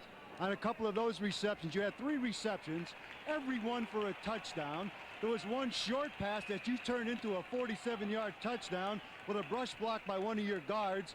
Your great speed had a lot to do with it. Well, I guess I have to thank my track coach, Peyton Jordan, on that one, but there's not much more I can say. Well, we're going to look at some of the replays of the touchdowns in just a moment. Right here now, can you describe the action if you can see the monitor? I think this is down near the goal line. Yeah, we just ran a quick slant, and the ball came to me right there, and guy tried to come over the top of me. I landed in the end zone with the ball. Now, we're going to look at this from a different angle. It just didn't land into your hands, James. You had to do an acrobatic catch to make this. Well, this is the type of thing that a receiver has to do. I mean, if you're going to play and be successful, you've got to make good catches once in a while. What about Bart Starr and the Green Bay Packers? Where do you see them going from here? Well, the only place we can go is up. If you look at the record from the previous years, I think there's a lot of positive people in the organization. There's been a youth movement, and a lot of people always say, well, youth movement takes time, and then they stress that maybe it's taken too much time. But I think we're headed in the right direction. You can't really say what kind of season we're going to have now, but I think we're going to be successful. One thing that's obvious to everybody who watched this game is the enthusiasm of the Green Bay Packers. You came out to play a game. We did. Last week we had a good victory, and defense keyed it, And this week, the offense just knew that we needed a little bit more emphasis from our part because we have an excellent defense. A few times we gave them bad situations out there on the field, but overall, I think both offensively and defensively, we played excellent football. Congratulations to you, Jim, and the Green Bay Packers. Now we'll turn it back up to Bill Mazer up in the booth. Thank you, Nicholas, and thank you, James Lofton. Super. What a young football player that one is. James Lofton, 3 touchdowns, 1 shy of the all-time record for Green Bay by the incredible Don Hudson. All right, Dallas revivified, 34-24 in the 4th quarter of play. As we continue to look at other scores, how about this one? 35-30 Washington. Oh, Dick Vermeil. 10-10 Cleveland with a comeback now in the 4th quarter of play. I don't believe this. Pittsburgh 14-10 with Seattle in the 4th quarter. Kansas City, Marv Levy must be, I don't know what he's using. It's 17-6 in the 3rd quarter of play. Do we have any others, gentlemen? All right. That is Bart Starr, a young man by any stretch of the imagination, who is in a dichotomous position. For it was he who most epitomizes to fans in this magnificent Green Bay Packer area the greatness that was Green Bay's, the 11 marvelous championships that they won, the era of Hudson, the era of Lambeau, the era of Vince Lombardi. Has he got the Pack back? Well, they're 2-0 right now. It's been a long time since. The U.S. Open finals are coming up next, and of course, Mr. Bjorn Borg trying to become the 3rd man in the history of tennis to win the Grand Slam. His predecessors, Rod Laver and Don Budge. And then, of course, the electrifying 16-year-old Pam Shriver against Chrissy Everett. It has been a marvelous afternoon for me. Thank you, Hank Stram. Thank you, Nick Bonaconti. I enjoyed your being here. I've learned a lot from both of you. Green Bay won it 28-17. The NFL on CBS is a presentation of CBS Sports.